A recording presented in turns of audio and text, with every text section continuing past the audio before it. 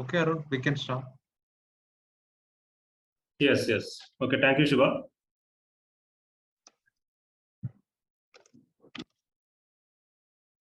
Okay, so welcome to third day of the SPARC online workshop on CO2 refrigeration systems. So as usual, we have 3 sessions today. So we'll begin with the first session, that is refrigerant working fluids status in India by Mr. Sonal Kumar from CEEW. Sorry. So about Mr. Sonal Kumar. So Mr. Sonal Kumar is a program lead in the technology, finance and trade team at the Council of Energy, Environment and Water, CEEW. His work is focused on sustainable cooling, wherein he supports the implementation of Kigali Amendment and Monte Protocol and Indian Cooling Action Plan. So Mr. Sonal Kumar has 13 years of experience in energy, clean energy, energy efficiency, decarbonization, air pollution, climate change mitigation, etc. So prior to joining to the CEEW, he was working with Green Tech Knowledge Solution Private Limited as Associate Director. So he has played important role in some GKSPL key accomplishments such as development of energy efficient enterprises, certification issue for BE for brick industry, and facilitating the Bihar brick industry transition to cleaner technologies, and also modeling and forecasting for cooling energy demand in residential building by 2050. So I request Sonal Kumar to take this session forward. Yes, sir. You may continue. Yeah, thank you, and welcome to all the participants.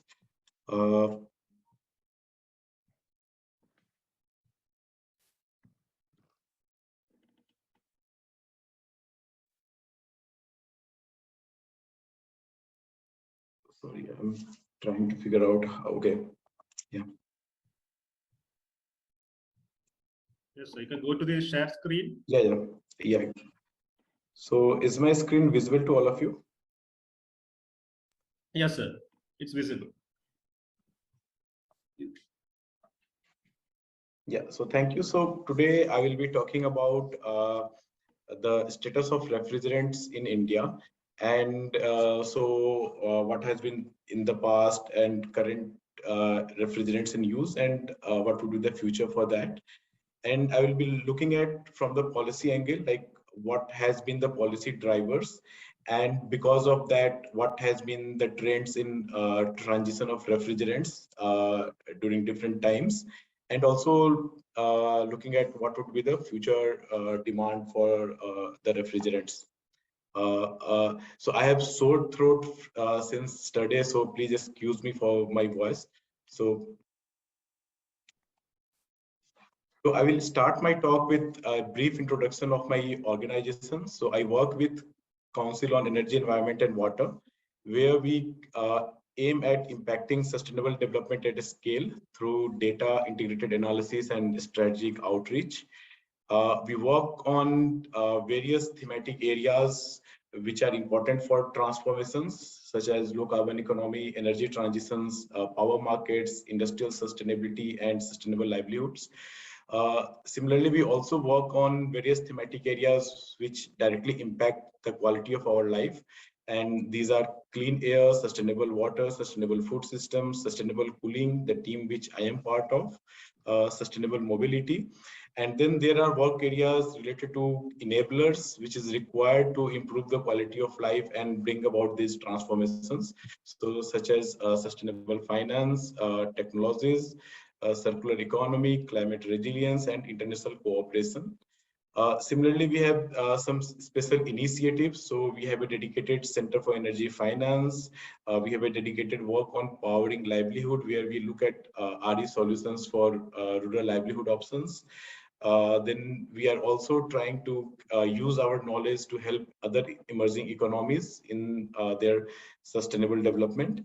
And also we have a dedicated office at UP, where we work closely with the UP state government on various areas like air pollution, livelihoods, and power. And we are a team of 200 plus multidisciplinary researchers. Now, coming to our work in, So coming to our work in the cooling sector, so currently our work is focused around these 4 key pillars.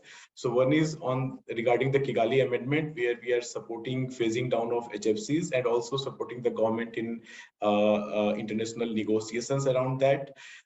Then we had supported development of India Cooling Action Plan, and now 2 of its components which are related to R&D and servicing sector. So we are providing support in implementation of those. And we have been regularly emphasizing on the need on the fact that cooling is a developmental need, and we are continuously advocating for that.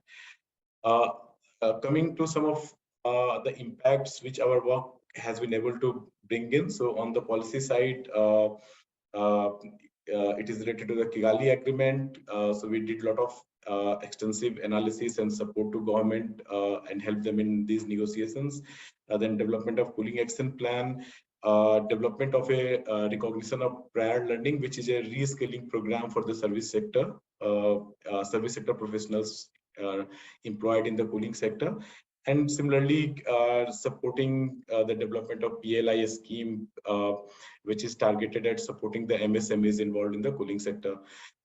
Some of our impact are related to developing ecosystem required for sustainable cooling, such as training of SMEs, creating more servicing sector jobs, consumer awareness, business models, and R&D partnerships. So this is a brief introduction of my organization and what we are doing in sustainable cooling. Now coming to the point, like why sustainable cooling is becoming more and more important for India. So we are all aware of the Kigali Amendment, and that we are targeting to phase down the high global warming potential gases. And because if we do not phase it out, it will contribute to almost 0.5% of the global warming by the end of this century. So it is very important to reduce, phase down those refrigerant gases which are currently in use, and those have high global warming potential.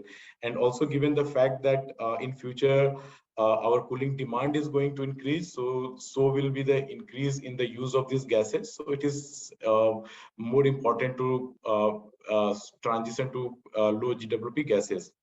Similarly, we are now witnessing very frequent episodes of heat waves and also extended summers, and which is having very severe impacts on our productivity and jobs. And there are various estimates which says that we are losing nearly 6% of, we will be losing 6% of our working hours by 2030 because of heat stress, and it will have impact of around 5% on our GDP. And similarly, there will be 34 million job losses by 2030. Another important aspect is also the impact on our health, because it is also directly related to the thermal comfort. So if we are not, if we are experiencing heat stress, so it will have deteriorating effect on our health. And we have also seen people dying because of during the episodes of heat waves. The third is we are still, the cooling demand is still growing in India. We are at a very low penetration level of cooling devices. So it is expected to increase many-fold, 8-fold, 10-fold in the future. And if we see the electricity demand in Delhi, so during the peak summer, so the electricity required for running the ACs, that contributes to 40-60% of the peak demand. So and it is when we are we do not have that much penetration of these devices. So once at a country level we have higher penetration of cooling devices, so its impact on the direct energy consumption to run these equipments and the associated global warming impact, so that will be very huge. So that is why the sustainable cooling is a very important area for India.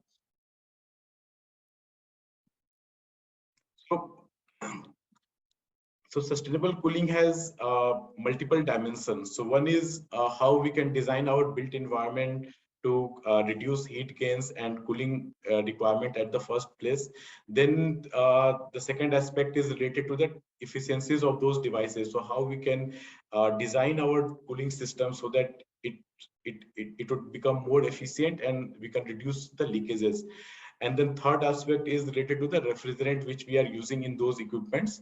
So how we can utilize climate friendly refrigerants so that it also serves our purpose, as well as it will also not have any impact on the environment.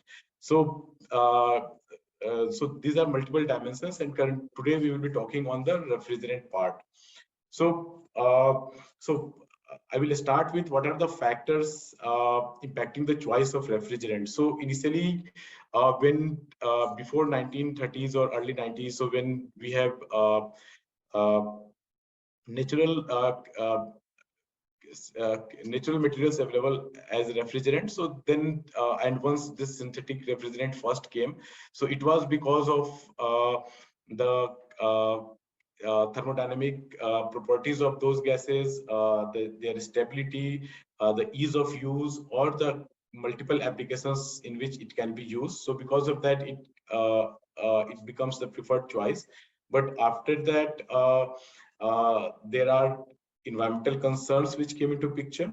So there are technical parameters related to the thermodynamic suitability of a material. So it should be compatible to the cooling device, and it should basically contribute to the performance, desired performance, which we want to achieve from the cooling devices. Then there are safety parameters like toxicity or flammability. Then there are parameters related to cost, and environmental parameters like its ozone depleting potential or global warming potential, and as well as also what would be its impact on the overall system efficiencies. Because in India, we also have star rating. So we should use the gases should also help in achieving those star rating targets. So these are the parameters from the environmental uh, point of view. Lately, the transition in refrigerants have been mostly driven by the environmental concerns. So once first, when this synthetic refrigerant came and it becomes very wide in use, and once that it is established that it is causing impacts, severe impacts to the environment, so then after that, whatever policies came like Montreal Protocol, Kigali Amendment, so and because of that, the transitions in refrigerants happen, and this is primarily because of the environmental concerns. Sorry. So if we summarize the transition in refrigerants which has happened over the past few decades. So earlier we were using CFCs, chlorofluorocarbons, which have high ozone depleting potential as well as the high global warming potential. Then we shifted to hydrochlorofluorocarbons, which have moderate ODP, but still high global warming potentials. Then we are in a process to shift completely to HFCs, which has zero ODPs, but still has higher global warming potential. And then there are HFOs and natural refrigerants. Uh, uh, uh, yeah, but the natural refrigerants, many of these options also have toxic or flammable properties, which we have to deal with while going through these transitions. So this is a summary of the transition. Now I will, the first transition happened because of the Montreal Protocol, when we shifted from chlorofluorocarbon to hydrochlorofluorocarbon. And it is basically aimed at protecting the ozone layer. So CFCs has the property to destroy the ozone layer. So it has chlorine, and chlorine gets released into the ozone layer because of ultraviolet rays, and then it reacts with ozone molecules and basically disintegrate that. So, and because of that, a hole in the ozone layer starts building up, and that is the main reason why people started advocating to reduce the use of CFCs to prevent the depletion of ozone layer. And ozone layer is very important for us because it prevents the ultraviolet rays to come to the ground, and because of that, it is important for human life as well as the life of the plant and agriculture produce, because these are also carcinogenic, and it also impacts the yield of the farm produce. So So there were two scientists, Roland and Molina, who first discovered the impact of CFCs on the ozone depletion, and they established this case that because of this, ozone depletion is happening, and that forms the basis of Montreal Protocol. And it's a global agreement to basically reduce the production and use of substances that has impact on the ozone layer. And this agreement came into picture in 1987, and it was basically signed by most of the countries, and it came into force from 1989. So India also started phasing out CFCs in early 90s, and then and its target year was 2020. So the CFC phase out, the India country program for CFC phase out under the Montreal Protocol. So it was developed in 1993, and then India started taking certain actions to reduce the production and use of CFCs. Later on in 2000, India also came up with ozone depleting substances regulation and control rules, and a target was set till the end of 2010 that for complete phase out of CFCs. And it was a India was in a sense successful in controlling that. And the chart below, it shows that in 1991, the gases with ODS, so the consumption of those gases was around 10,000 tons, and it was forecasted to increase to 96,000 tons. But because of these efforts under the India country program for phase out of ODS, so these were limited to 9,000 tons in 2005. So we can see that how much we have, how much of these ODS gases we have avoided because of these initiatives. And if you see that this entire duration of 1993 to 2010, so we have phased out around 46,500 ODP tons of these gases.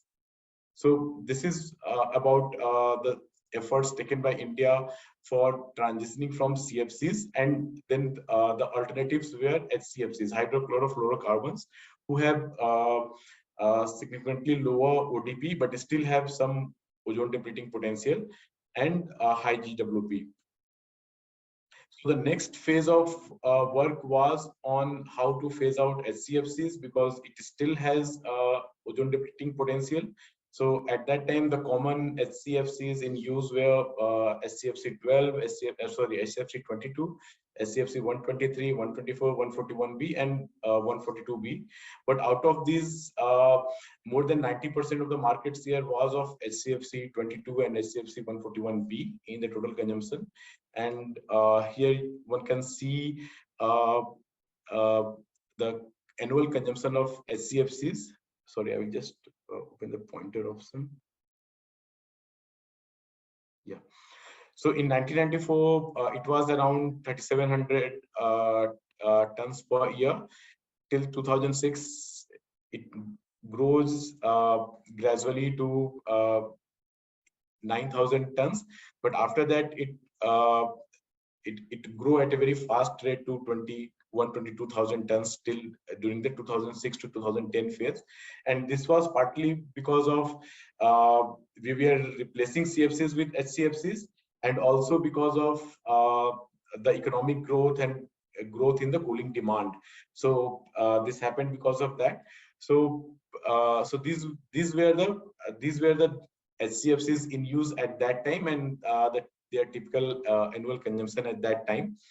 So India started phasing out SCFCs since 2013, and the base year was fixed at the average of 2009 and 10. So it was around 1,600 ODP tons, and it was of the average of the annual consumption happened in 2009 and 10.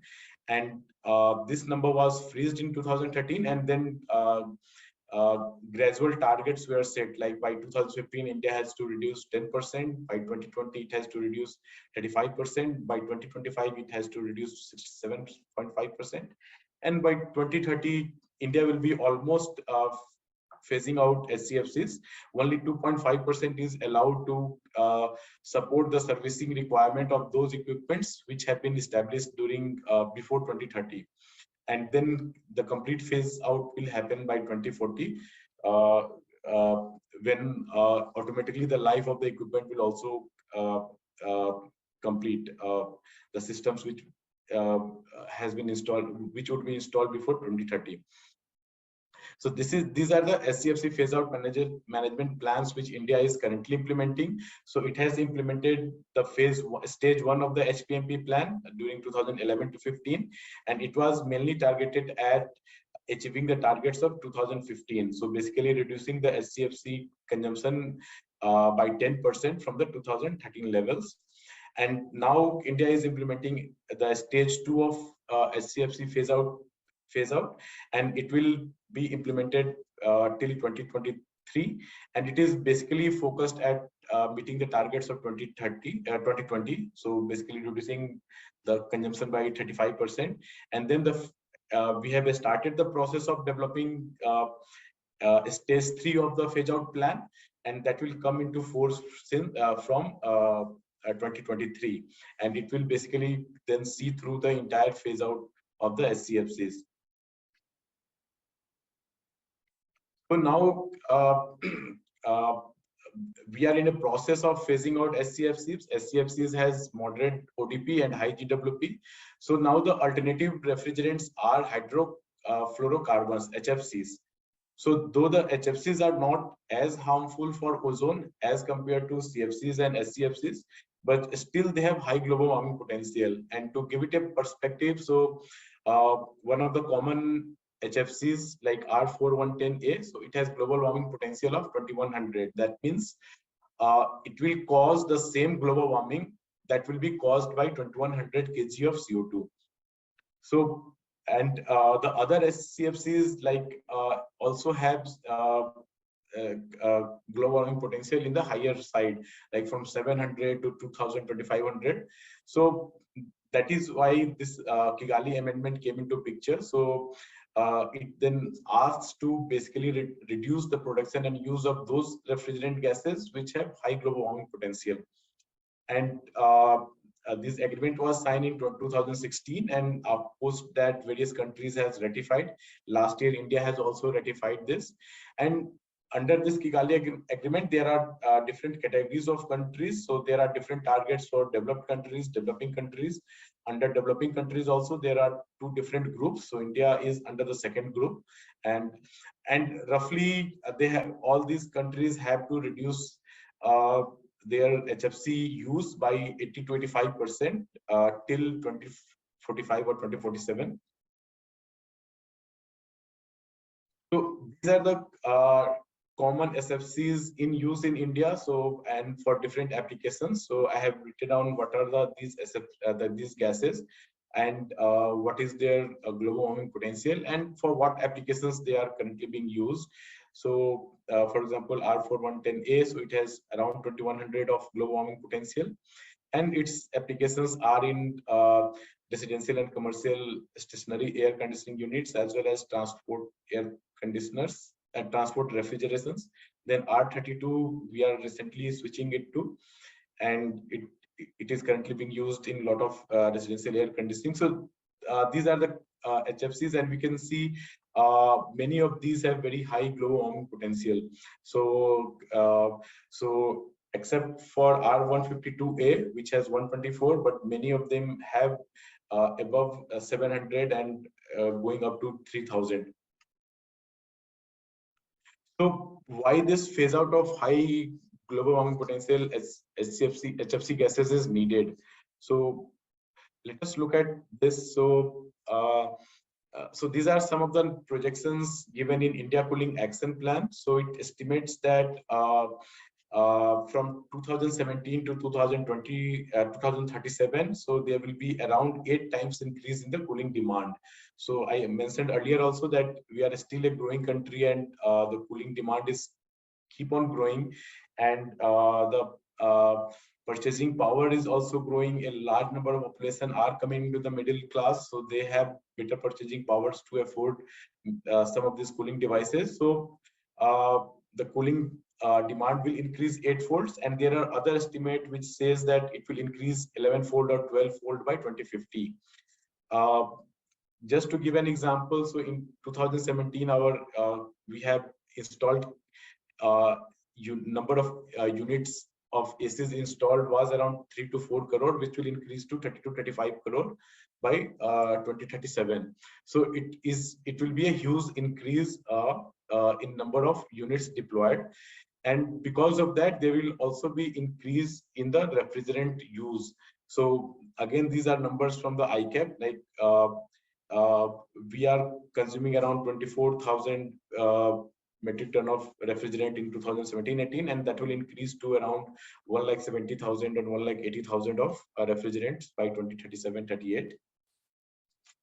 There are another estimates which projects the demand growth in refrigerants for different sectors. So this is a slightly older analysis. At that time, R32 were not introduced in the market. So R410 was the popular HFC alternatives. So that is why you can see on the horizontal axis for residential air conditioning. But if R32 is coming, so it is in the tons. So tons of refrigerants required to meet our cooling demand by 2050. So you can say for residential air conditioning, it will be around 1 lakh tons. For commercial, there were 2 refrigerants in use at that time, and both will be required in the order of 40 to 50,000 tons. So these are another estimates from another study, and it also shows that there will be exponential growth happening in the demand for refrigerants. Now, if we convert all this growth into what will be the global warming potential of the cumulative global warming potential, so it will be equivalent to almost 500 million tons of CO2 equivalent in 2050. So it is annual HFC emissions and equivalent to 500 metric ton. And in that, residential and commercial cooling will account for around 63% of the total emissions. And next are mobile air conditioning and the commercial refrigerations. If we add all this from 2015 to 2050, so the cumulative HFC emissions will be around 6.65 billion tons of CO2 equivalent. So if we convert those numbers like tons of refrigerants into its global warming potential, so the impacts will be are coming to be very huge. So that basically builds the basis for this Kigali amendment, and why phasing out of HFCs with high global warming potential is necessary, and looking for alternatives which have lower global warming potential. Sorry.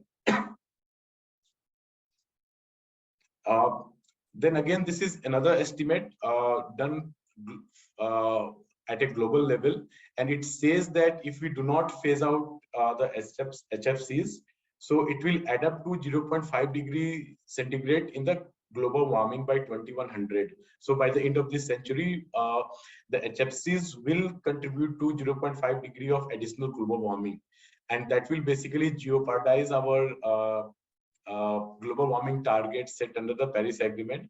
And if we adopt the recommendations of the Kigali Amendment and we phase out HFCs, so we can avoid 90% of this global warming.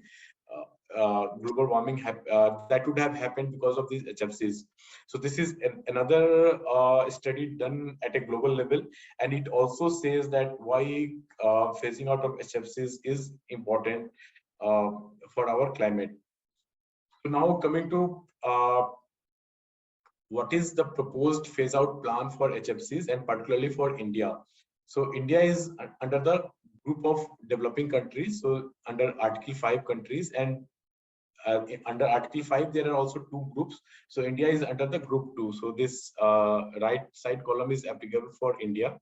So for us, the baseline years will be 2024, 25, and 26. So that means whatever HFCs we are consuming during these 3 years, so the total global warming potential of these 3 years, the average of that will be taken as baseline, plus 65% of the SCFC baseline which was used for SCFC phase out. So this will be our baseline, and the freeze year will be 2028. And post that, we will start phasing down. So by 2032, we have to reduce 10% of the baseline. Then by 2037, 20%, and gradually by 2047, we have to phase out 85% of these HFCs. So this is the phase out plan schedule for India. So now let us look at what has been the recent trends in refrigerant transition, because currently, as per the international commitments, we are in the process of phasing out SCFCs to and using alternatives HFCs as refrigerants. But in HFCs also some transition is already happening from higher to lower GWP, and also some to HFOs and some to natural refrigerants. So like in residential air conditioning, we are now seeing systems, which many of the systems coming running on R32, and some of the systems also running on R290, which is a hydrocarbon. Then in mobile air conditioning, we are now seeing this R1234YF getting introduced, and in commercial refrigerations, use of ammonia is happening. So some of these transitions have already started happening. So what does this mean? So, and how it will impact the HFC phase down targets. So because of this transition, so we are expecting a steeper phasing down may be needed to meet the targets, because our baseline will be baseline years will be 24, 25, and 26, which is again 3-4 years down the line, and we are currently in a process of transitioning to low GWP and natural refrigerants in many of the cases. So once we calculate our baseline, so the baseline numbers will be lower. And also because of COVID, COVID has impacted the market growth of air conditioning and other cooling devices. So there is a decline in the market demand, and now it has again started picking up. But we are not sure that whether it will become reach above the pre-COVID levels or not, or it will meet, it will reach to the pre-COVID trajectory which was projected at that time. So because of this, we may expect that the baseline numbers will be lower, and then from that lower number we have to reduce 10% or 85% by 2047. So then more efforts will be required to basically meet those targets. So this is what we are foreseeing that this may happen. Now, another aspect in this is the end of life management of refrigerant. So currently what is happening that we are using that refrigerant in a system, and when at the end of the life, we are just venting that out into the environment. So and till now the focus has been on the cutting down of production and use of CFCs, and now HCFCs, and then high GWP SFCs. But what will happen to the huge stocks accumulated in the systems which are already running, or which will be added in the near future, and those have CFCs, SCFCs, or HFCs. So if that will be vented out as per the prevalent practice, so that will again have severe impacts on the environment.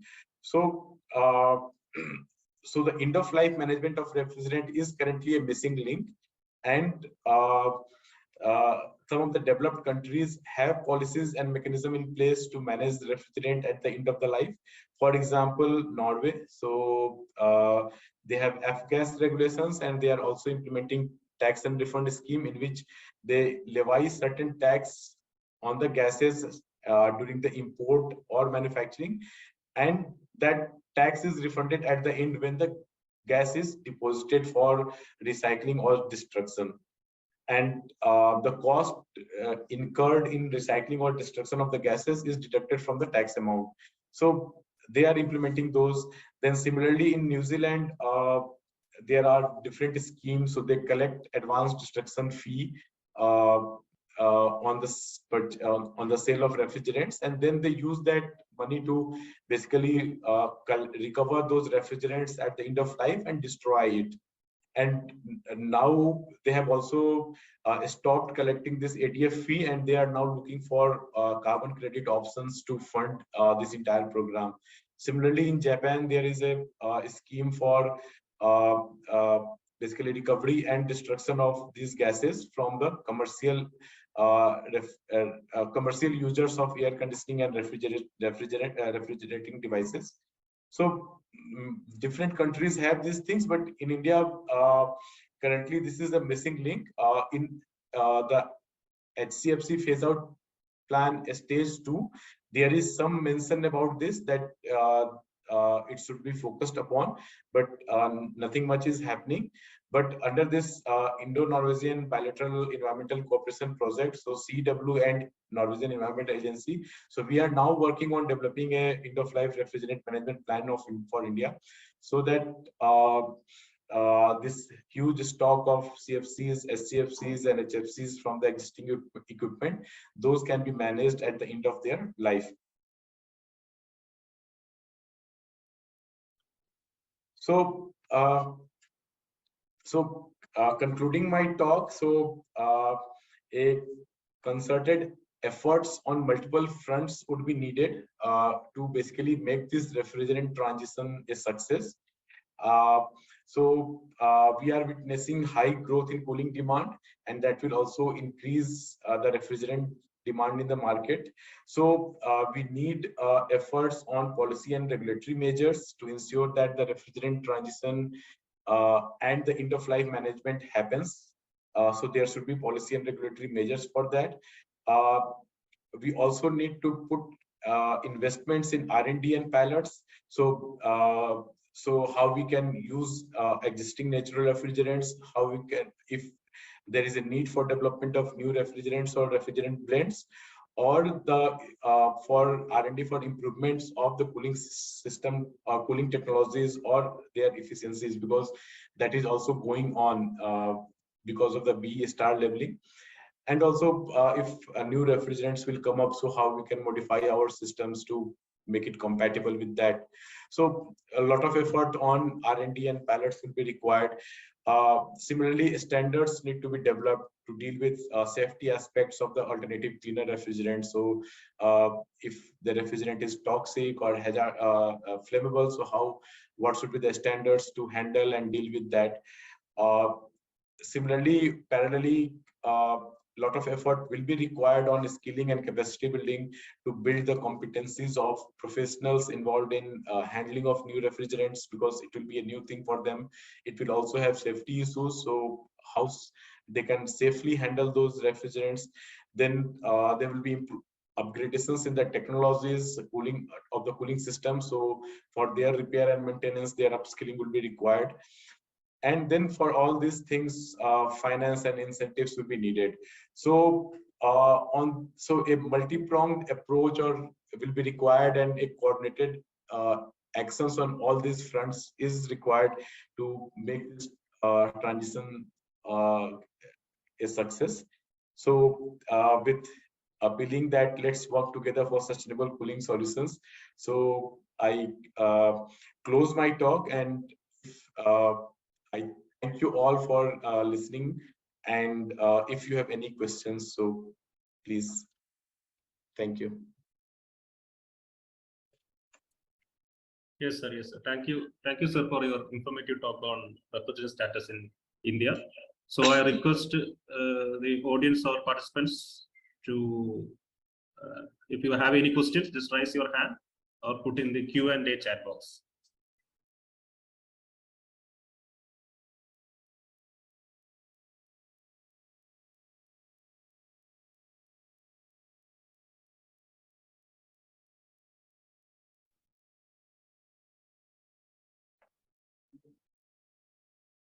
Hello. Yes, Yeah, yes, I got a small question. Hello. Yeah, yes. Hello.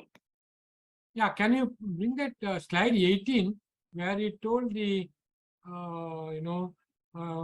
if you continue HFC, the global warming will be something that graph, something 18.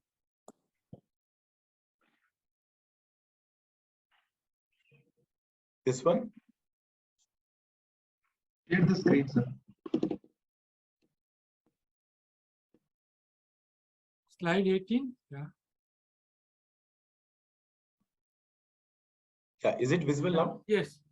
So the projected emissions if HFC is not phased out, okay, and if they're phased out, what would be the emissions?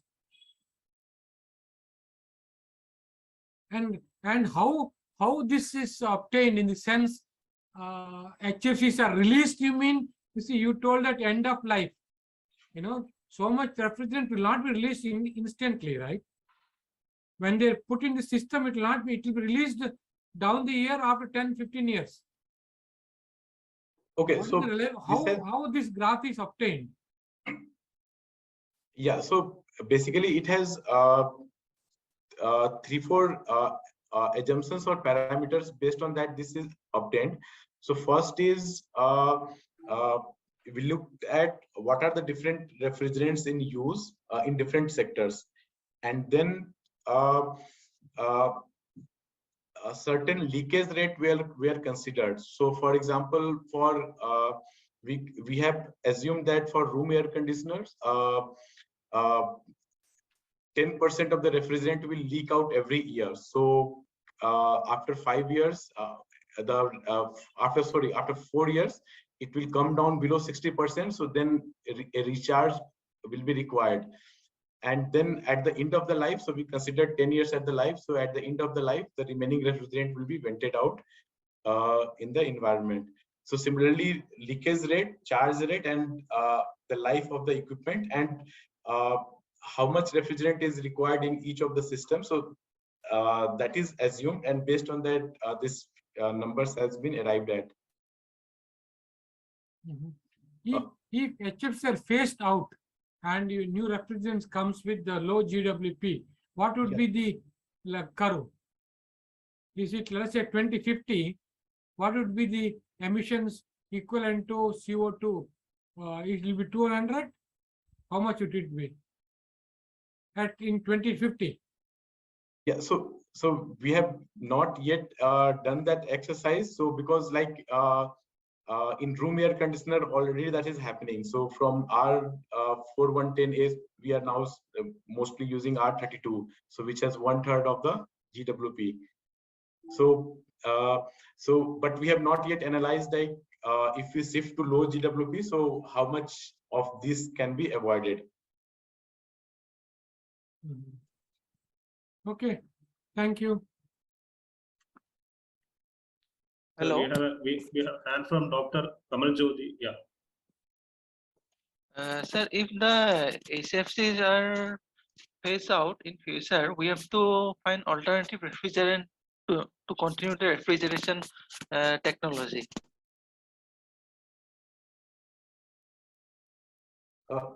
Sorry, I couldn't get you. Can you repeat, please? So means in future this HFC will be phased out. So if these HFCs are phased out, so we have to develop new refrigerants which are having little global warming potential, ozone depletion potential. So how far this research is going on?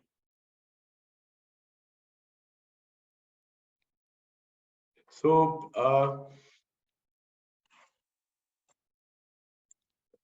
so I think on this, if anyone of the professors can comment, like what is the status of research in that direction? So Professor Maya, if you would like to comment on that. What is the question? So the question is that if we have to phase out the HFCs and switch to low GWP refrigerants, so what is the status of research on developing those kind of refrigerants? You see, we don't have a perfect phase replacement. That is why we are not talking about phase out of HFC. It is phase down. We are phasing down as much as possible, and there is a new refrigerant, that is HFO, R1234YF, R1234ZE, things like that have come. They are known as HFO. They have got very low GWP. Okay, so they are replacing. R134A and all, and we have got some other combination R410 or something like that are also there. So people are managing with those things because we don't have the perfect or replacement for all applications. That's why it's phased down. We are not intent to phase out HFCs. We are phasing down, and then the natural refrigerants also are there, like ammonia, R290, hydrocarbons, carbon dioxide, things like that also there. So whole then mixtures. We have got whole gamut of refrigerant, and how can we mix so that we will be able to bring down the global warming potential to the level required, and at the one hand we can control the flammability also. Some like a mixture, so you add many refrigerants and make one. So that is also there. So this is the scenario now. As Professor Armin put it, they have searched all the possible refrigerants of lakhs and lakhs. He found that there is no refrigerant left. So we have got only this final choice is now R1234 ZD or YF and all. And if they also found to be not good, when there's no other replacement, we have to come to only natural refrigerants. Okay, because whole gambit of chemicals are studied for refrigerants. The final one is now HFOs. If they are proved to be, disastrous in the years to come, then we don't have any refrigerant. It is gone. We have to go only for natural refrigerants. That's what Professor Armin mentioned. Okay, so this is the scenario. Hope I answered your question. Yes, sir.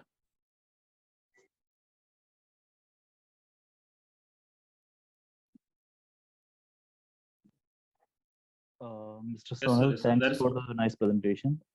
My query is like, up to what time in India we can expect a strong policy which is related with the end of life of refrigerants and the related to the systematic phase down of HFCs.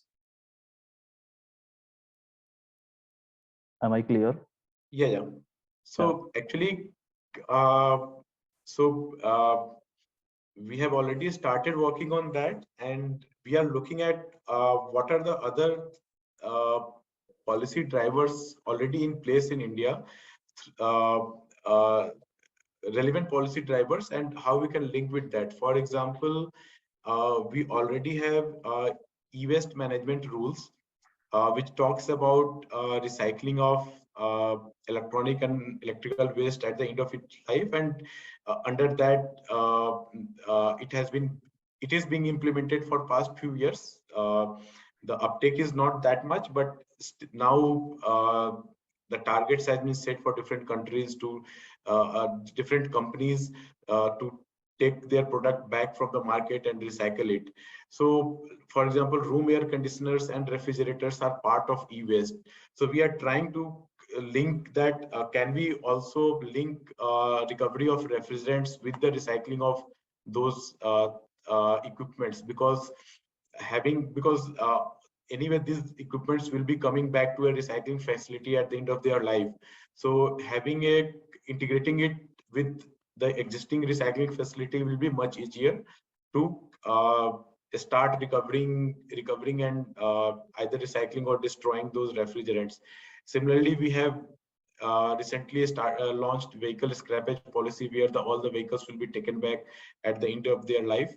So how can we integrate recovery of refrigerants also into that? So in some cases there are already policy drivers existing, so we are trying to develop possible linkages with that for its recovery.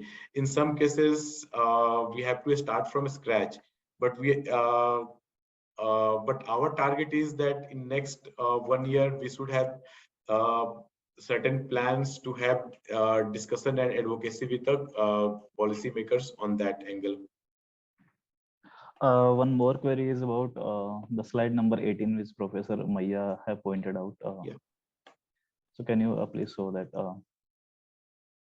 Sure. So in that, the refrigeration related with the food cold chains basically is is in the segment of commercial refrigeration, right? I think. Yes. So means that is only a very small portion.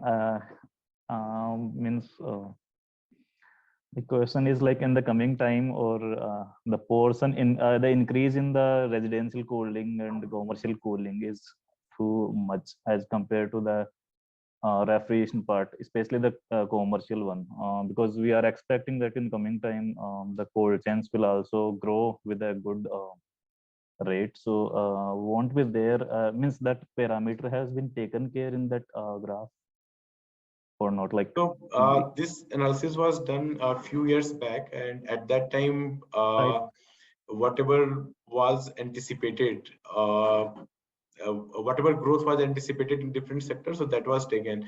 So I can relook at those assumptions, like what growth rate we had taken for each of these sectors, like residential, commercial, mobile, air conditioners, all that. And we can also have, so you can also write back to me and we can discuss that whether the assumptions which we had taken at that time still holds true or that needs revision. Okay, thank you.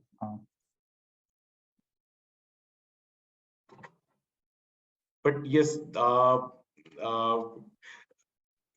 so this is usually problems with these kind of projections, because at the time when we do these projections, so we took anticipated growth rate from that time, but maybe during the next few years things can change substantially, and which can basically impact your projections. Sonal, is there any incentive planned for switching over to natural refrigerants in a big way? So as far as I know, so currently, so like during this CFC to SCFCs and SCFCs to HFCs, so there were certain incentives given to the industry through the multilateral funds. So, but what will, whether those kind of funds will be still available when we go for HFC phase out 4 or 5 years down the line? So that I'm not sure of right now. So because it will start happening, the HFC phase out will start happening after 2028. So whether again those kind of incentives will be provided by the government or not, so so that is not very certain right now. But any recommendations to that effect?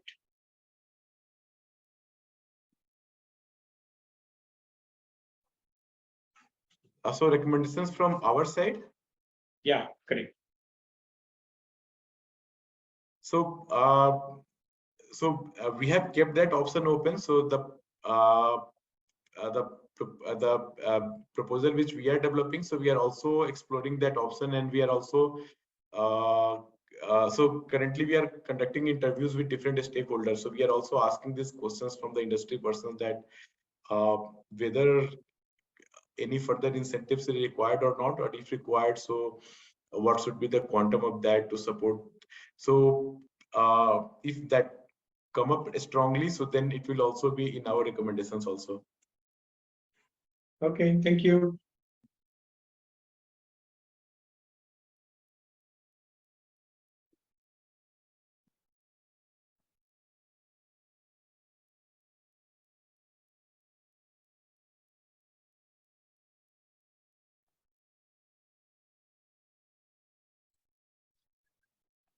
So yes, we are having one more raised hand.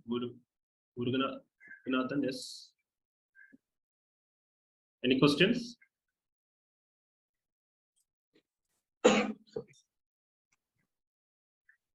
Okay, so I think there are no more questions, sir.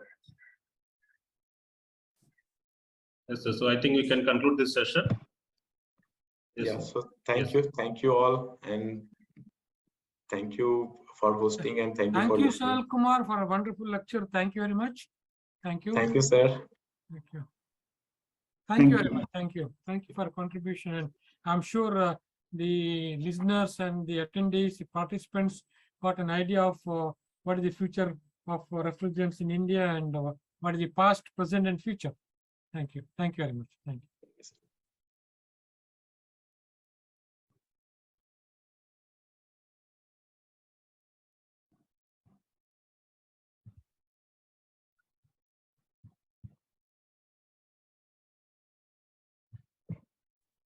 Dr. Arun, you can carry on with the next one now. Okay, sir. Yeah, So we'll move to the next session. 5 o'clock, yeah. Yes, Thank so you. it's 5 o'clock. So I think Dasgupta sir is ready. So next session is about subcooling techniques for transcritical CO2 refrigerant system by Professor Dasgupta sir from Pilani. So about Professor MS Dasgupta sir. So Professor MS Dasgupta has about 30 years of teaching experience and research experience at Pilani Mechanical Engineering Department. So he has been a part and parcel of several initiatives scripting the growth of Pilani as an institution of eminence, as announced by Government of India in 2018. So he has mentored and motivated several students who certainly grew to be among the high achievers across the globe, both in corporate world and the research field. So Professor Dasgupta sir has primary research interest in environment-friendly technologies, like specifically for CO2 transcritical systems, natural refrigerant, and he has worked for several funded research projects. Professor Dasgupta, along with his colleagues in the industry professionals, as a team, organized the India's first international conference on sports engineering in 2017, and designed and introduced a course curriculum, that is the sports engineering in the curriculum, and is also the founder director of Sports Engineering Association. And he has also mentored several innovative initiatives earlier, like RTV, Rural Transport Vehicle, designed for negotiating road. And then Hyperloop India, contesting has SpaceX Hyperloop pod competition at TAMU, California. Then reconfigurable VTOL Garuda, designed for the Vertical Flight Society contest in USA. University Rover Challenge, the Mars Society at MRDS USA, etc. So now I request Professor Dasgupta sir to take it forward. Yes, sir. Hello, am I audible? And yes, the slide is visible? Yes, sir, it's visible. Okay, thank you. Thank you. Good afternoon, everybody. So at the onset, I would like to express my sincere thanks to the organizing committee of SPARC for giving me this opportunity to make this presentation. And with permission from the session chair, I would, is everything visible or? Yes, sir, visible. It is perfect. It is perfect. Please carry on. So with permission from the session chair, I, Professor MS Dasgupta from Pilani, would like to start my presentation. My topic today is a discussion on subcooling techniques for transcritical CO2 refrigeration systems. As the theme of this SPARC presentation is very focused to CO2 refrigeration system, and thanks to the introductory address by Professor Maya on 10th October, I'll not be required to spend much time in introducing the use of CO2 as natural refrigerant or as a rationale behind this. Okay? So like any vapor compression refrigeration system, a CO2 transcritical system also has major components like an expansion valve. Let me change to a laser pointer. Yeah, that's better.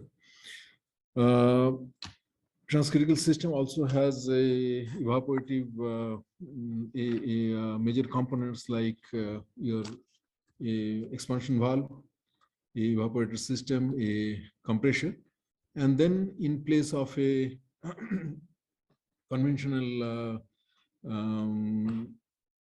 system, we can have a gas cooler arrangement here, because as we can see in the right hand side, the pH diagram, the cooling in the gas cooler is happening because above the critical point, so where the CO2 is in gaseous phase or single phase essentially.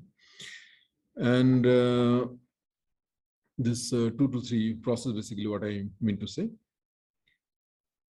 While the part of the process in 4 to 1, which is the cooling process, is happening in the under the vapor dome. So it is in the liquid phase. So that's the name, basically transcritical system, because across the critical point, the cycle is functioning. So there are certain pros and cons for a typical vapor compression refrigeration system, and particularly CO2 transcritical system. The list can be longer for very specific applications. However, one prominent drawbacks or cons that we can see is the high pressure and high temperature operation, which poses challenge in terms of design of the system and safe operation of the system. And this in turn pushes the cost of the components or the initial investment cost to very high for such a system, which is a deterrent for such a system to become popular in a country like India. The situation aggravates at high ambient operation, where the heat rejection temperature needs to be very high. When the, for example, when the ambient can be at around 40 degrees, which can be very common condition for India in many places. The pressure, heat rejection pressure can be as high as beyond 100 atmospheric pressure. So which essentially poses design problems, safety issues, problems, etc., etc. Certainly, a domestic equipment, nobody would like to have such an instrument in the kitchen or somewhere, and so on. As a result, the operational cost also increases, which is due to the work done, which is to be taken care by the compressor to pressurize the refrigerant to the high pressure. Okay. For performance improvement, CO2 transcritical system, if we look at, therefore performance improvement is very crucial, or in terms of its whole survival for a warm country like India, where the operational pressure and temperature will be very high. So it is linked to the very survival of it, because your initial cost is high as well as operational cost is high. So therefore, it is very sacrosanct that we will, one need to put a lot of emphasis on the performance improvement, so that the COP, the operational cost come down, or the pressure, operating pressure comes down, which can reduce some of our initial cost and operating cost, and bring down the safety worries and also. Okay. So in terms of performance improvement, we can look at various methods which has been used as we go through the literature. For example, use of internal heat exchanger, which can also be a subcooling method, but then otherwise also internal heat exchanger is a method by which we want to do some performance improvement. We have newer technologies like ejectors. Essentially, we get a very big boost in terms of lesser exergy destruction there. We have expanders, which can be work recovery expanders. We do have the subcooling, which will be focus of this discussion. We do have flash gas bypass system to improve the performance. We do have parallel compression arrangement. We have a two-stage or multi-stage compression arrangement, intermediate cooling, along with intermediate cooling, to essentially improve the performance. We may have evaporative cooling arrangement, which is useful where in a dry place, or where the cost of water may not be that high, and so on. Okay. So we'll basically look at this subcooling option in this discussion. It is still open to research.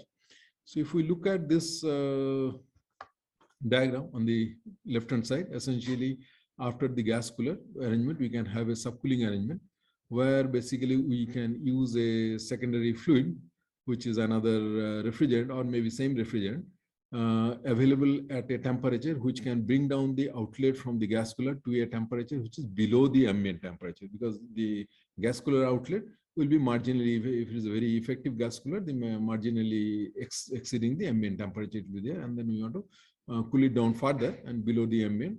And after that, the rest of the process remains almost similar. and which the benefits, essential benefit that we can see is projected in the right hand side in the pH diagram. Of course, the benefits are a little bit exaggerated here in the diagram to emphasize the point. But essentially, this kind of benefits is what we will get. We can get the overall cycle, the pressure level can come down, as we can see from the solid line to the dotted line. So cycle with subcooling arrangement. And then we can also see that we get a pressure advantage here and also a overall effectiveness of cooling arrangement here for the new line 4 to 1 is a little longer. And then we can get some overall cooling arrangement also, which can be benefit out of this system. However, this subcooling can be achieved in various ways, and some of these which we get from literature, I have tried to put up here. There may be more ways, and it is still open to discussion, still open to innovation. And some of these arrangements that we will delve shortly has been studied in terms of theoretical analysis as well as sometimes practical implementation of it. And sometimes the practical implementation has not been done, or even if it is done, is in a very limited circumstances. So it is still open to a lot of discussion. Okay. So the subcooling in transcritical system can give us advantages, like it can lead to reduction of the optimum heat rejection pressure. It can reduce the specific compression work in the compressor. It can reduce the pressure in the receiver. It can have increment of the specific refrigeration effect, and then reduction of the vapor quality at the inlet of the evaporator also it can contribute to, essentially.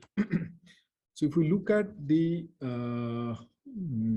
existing studies through the literature, we can see that subcooling can be achieved through internal heat exchanger. It can be through economizer kind of arrangement.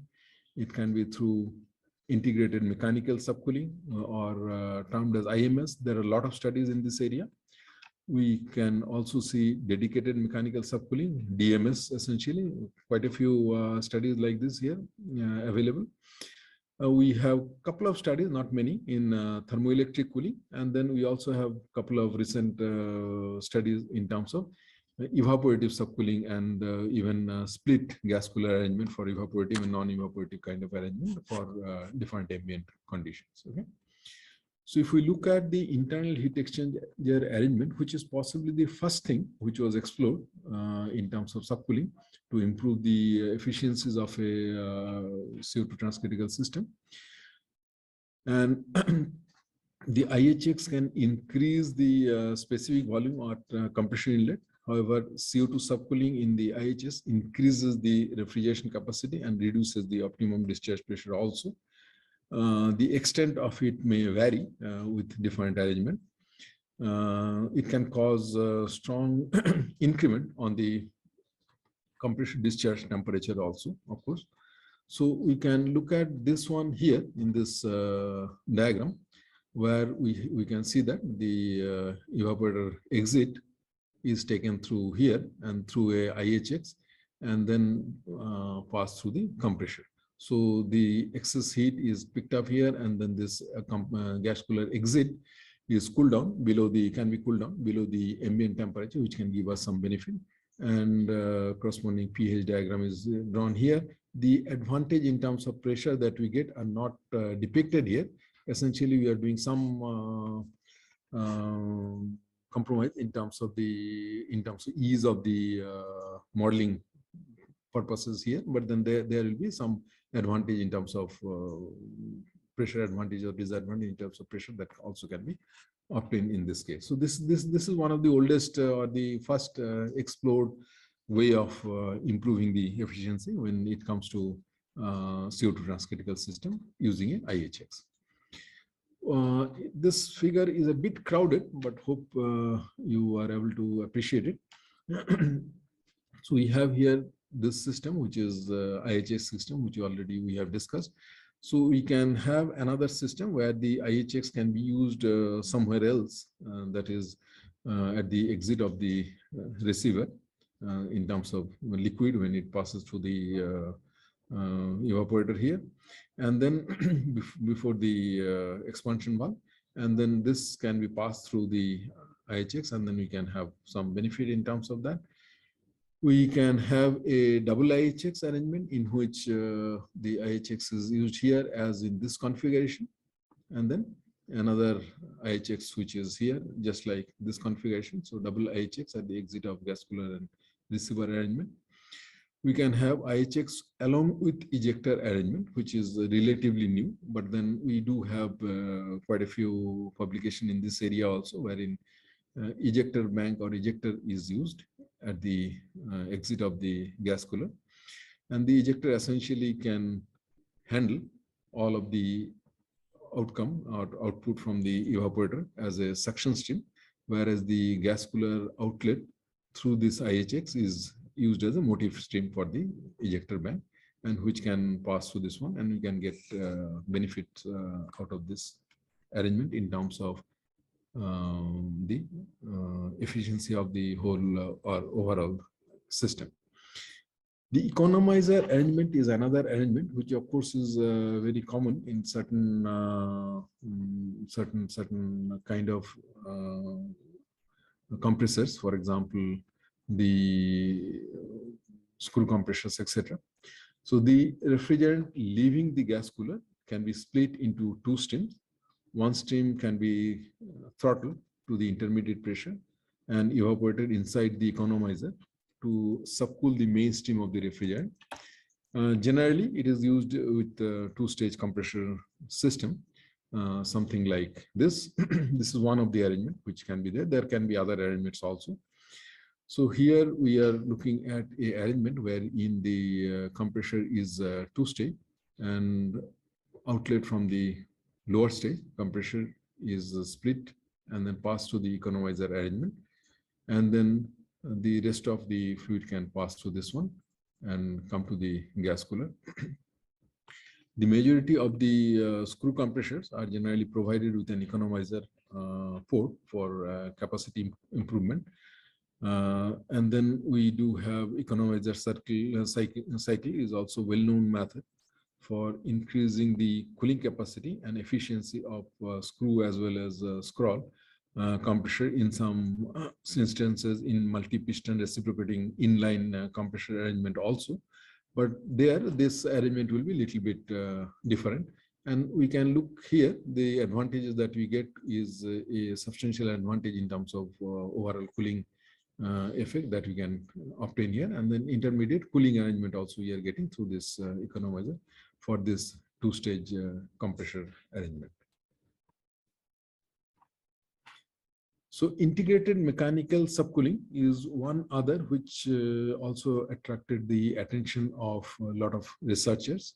And it is still a live topic of research. A lot of publications are coming up in this area.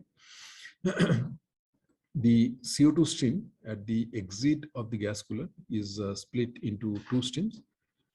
One stream will be throttled through an expansion valve to the subcooler, subcool the other stream.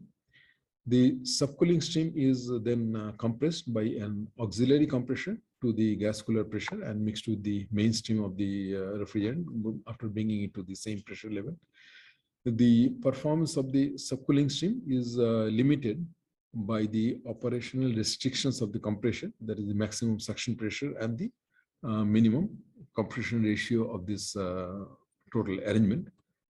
So we can look at a system here and its pH diagram. So as we can see, the outlet from this evaporator is handled by this main compressor, while the outlet of the gas cooler, some portion of it can be expanded and cooled down, and that same stream can be used to cool or subcool the exit of the gas cooler itself. Okay, here, and then that will be fed back and brought here, and then a smaller or a IMS compressor will compress this to the same level as the main compressor and feed it back here. So this subcooling arrangement will give us some advantage, as you can see here in terms of cooling advantage. You can get some overall cooling advantage from 6 to 1. So when compressed to the economizer, the evaporating level in the IMS could be higher than the auxiliary compressor, could operate in the low compression ratio. That is one issue here, which is pointed out in this particular case. And as we can see here, the cooling advantage which we are obtaining in this particular case. Okay, so 7 to 8 is utilized for cooling this one, and then this 6 to 1, which is here. So this is where we get the overall cooling advantage. So we can have one other arrangement, which is our dedicated mechanical subcooling, which is also quite live in terms of research. As we see, a lot of papers are coming out in this dedicated mechanical subcooling area. Maybe a little more than the previous one, IMS area. Here we use a separate refrigeration arrangement with a separate refrigerating fluid itself. So use an additional vapor compression or any other cycle to provide the subcooling at the exit of the gas cooler. The DMS system and CO2 cycles perform heat rejection to the same sink, that is the ambient. So unlike IMS, the DMS system works in a for a different refrigerant in general. So this can be a representative diagram of a DMS system, where we can see a separate system operating in tandem with the main CO2 system. So this CO2 vapor compression system is the main system, which is handling more fluid, more refrigerant. It's a high capacity system, whereas a dedicated mechanical subcooling, which is a separate unit, auxiliary system, basically works to subcool the exit of the gas cooler, which goes to the receiver. And then this is cooled below the ambient temperature, and whatever advantage we are talking about in the very first case, the same advantage we can obtain in this particular case for this. Okay? So we get an advantage of cooling in terms of that, because this line is extended from, instead of 3 to this dropping, it is extended beyond. Some advantage we will get from pressure also here, operating pressure also here, which has been neglected in this particular case for ease of the modeling purposes. Okay. So this work, this kind of work has been done in terms of theoretical exploration, as well as a lot of papers also explain or implemented it in experimental studies, and then data are available at various ambient conditions regarding the advantage that we can obtain for a dedicated mechanical subcooling system. Thermoelectric subcooling is relatively new. Not many papers are there in this area. So thermoelectric elements basically work in the Peltier effect. So we can have a bank of Peltier effect cooler arranged at the exit of the gas cooler, which can give us the cooling effect or the subcooling effect. The temperature difference generated between the surfaces of this when a DC current is applied can be used for subcooling the refrigerant. So they can operate at low temperature, difference between the cold and the hot surfaces. It can be activated, the hot surface heat will be rejected to the ambient through some small fan arrangement integrated with the Peltier effect devices, which are small devices which can be integrated over the exit pipe from the gas cooler with some arrangement, and some limited number of papers are available in this one also, exploring it experimentally, and advantage which are obtained in such cases are documented. It can be achieved by the electricity generated by an expander with a DC electric generator or through a electromechanical generator arrangement. We can have two arrangements here, which is depicted here in different publications. So here we have a just like a external mechanical subcooling. Okay, dedicated mechanical subcooling arrangement. So a Peltier effect device, which can be a bank of such devices, obtaining the cooling, required cooling, and then which can cool the gas cooler outlet to a temperature below the ambient temperature and give us the intended effect or the intended benefit in the circuit as depicted here. Similarly, we can also possibly do something like this. We can use a thermoelectric generator here at the exit of the compressor, which can cool down to some extent, and then this energy can be utilized to run the system, and then which can again cool down which can again power a bank of thermoelectric cooler arrangement, which can be here. And then we can say that external power input to this one can be reduced, and we can obtain some further benefit out of the whole arrangement. So we do have publications in this areas, both the areas, which depicts the advantages which can be obtained in this. Of course, there are one-time investment, that is in terms of additional arrangements of thermoelectric devices and so on, and then fitting. And these are all really open to discussion, the arrangement of the thermoelectric devices, how will you fit it on the curved surface of the pipe and so on and so forth, finding out its heat transfer effectiveness and so on. So evaporative subcooling arrangement as well as split gas cooler arrangement will be the other kind of arrangement which can be explored. We do have couple of papers in this area published in various journals relatively recently. So most effect will be in low humid and high ambient condition. And then of course, since we are using some water, so water loss will be there. So that is one thing. And then of course, separate arrangement of pump system and then evaporative pads and so on. So some cost on those also will be there. So a split arrangement can give us some minimum usage of water, because where water usage is a problem or availability of water is a problem, in those cases a split arrangement can be used. And requirement of water treatment and misting system can also be explored, because misting can provide a system where water loss can possibly be further be minimized. So you can look at a system like this. So wherein we have a conventional CO2 transcritical arrangement, and then at the exit of the gas cooler, we have a arrangement wherein an evaporative pad can be there. And then this air-cooled gas cooler may or may not be present. That is, this wholly can be replaced with the evaporative cooling arrangement. In that case, it is not a split arrangement, but we are showing a split arrangement here where some portion of the heat will be rejected to the ambient using this part, and some portion evaporative. So at certain temperature, you may not need the evaporative cooling arrangement because the ambient is cold enough. And in that case, this evaporative arrangement can be bypassed, and then we can shut down this system.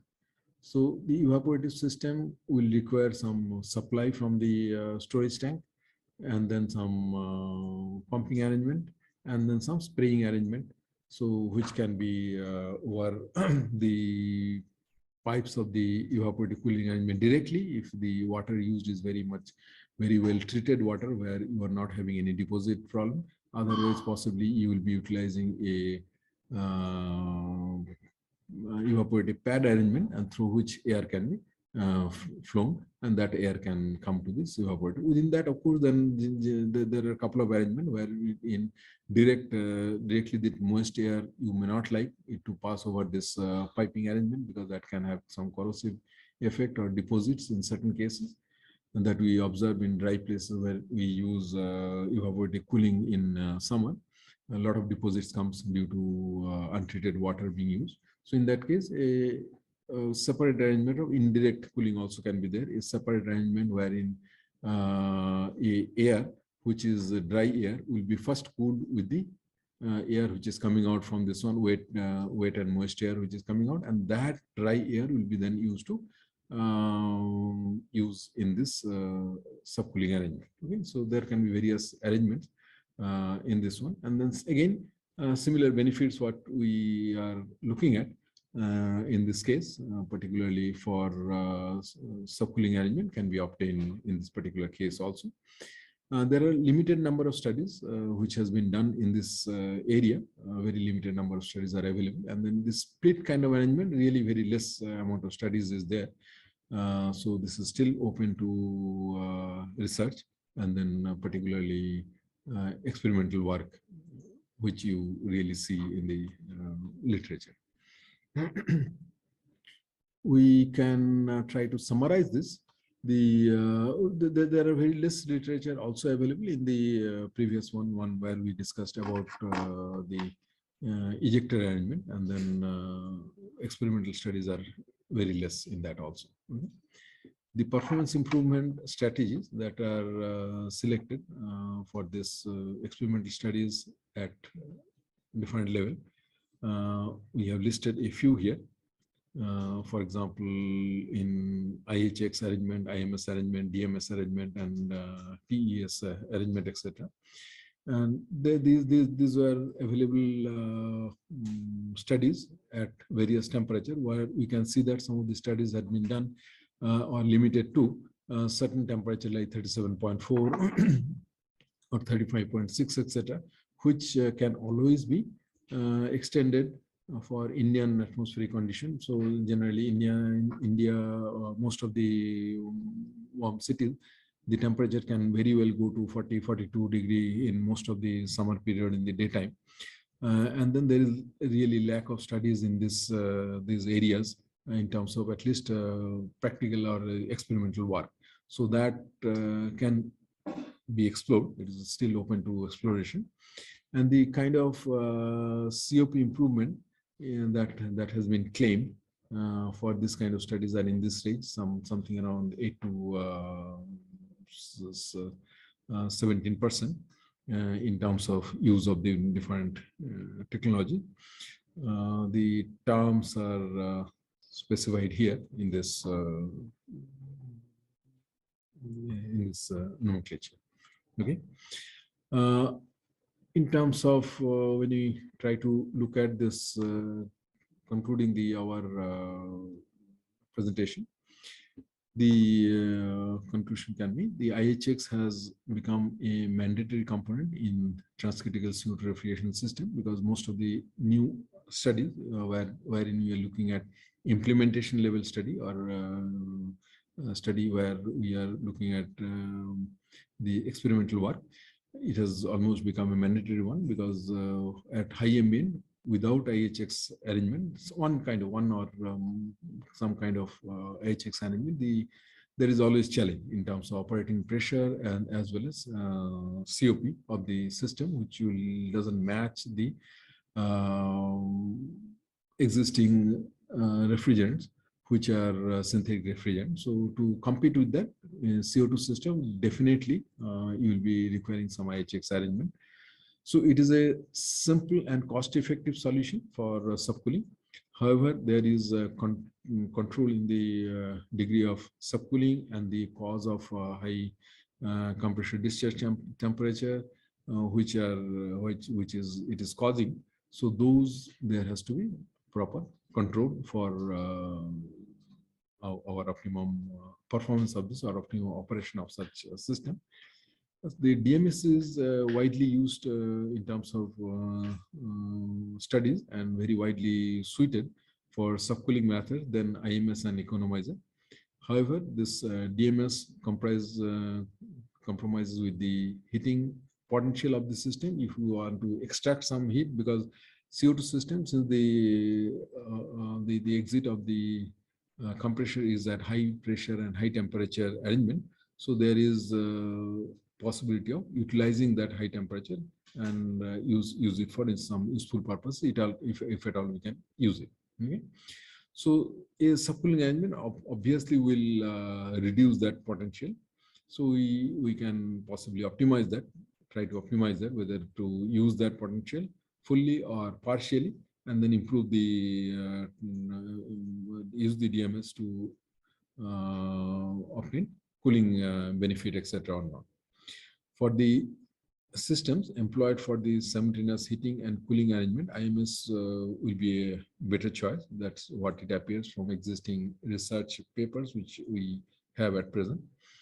The thermoelectric subcooling is appropriate for small capacity systems possibly, and is a method have serious challenges related to the integration of the thermoelectric element to the subcooling heat exchanger arrangement, which is there in the system.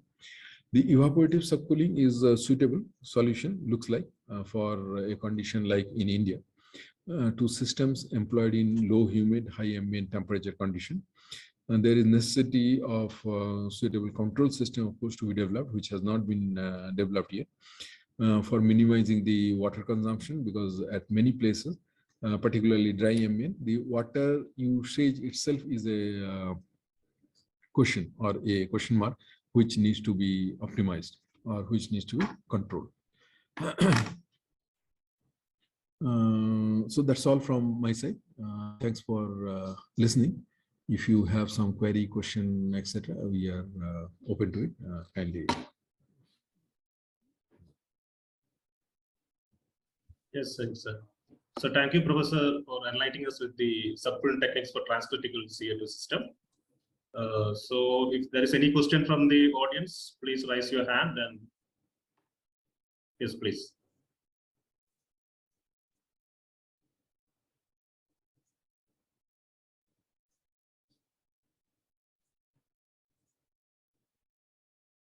Any questions? Raman Jay.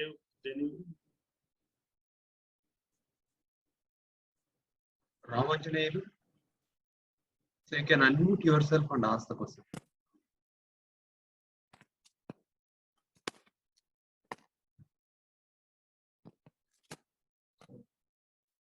Dr. Kamal Jyoti, sir. Yeah, You can hello. ask. Hello.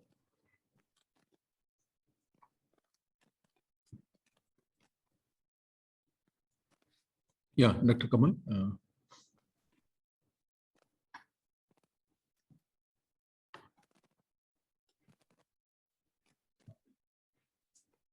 Yes, Sunal Kumar. Sunal Kumar, you have raised your hand. Hi, good morning, sir. Good evening, sir. Sorry. Hello. Hello. Yeah. I'm audible? Sure. Yeah. Yeah.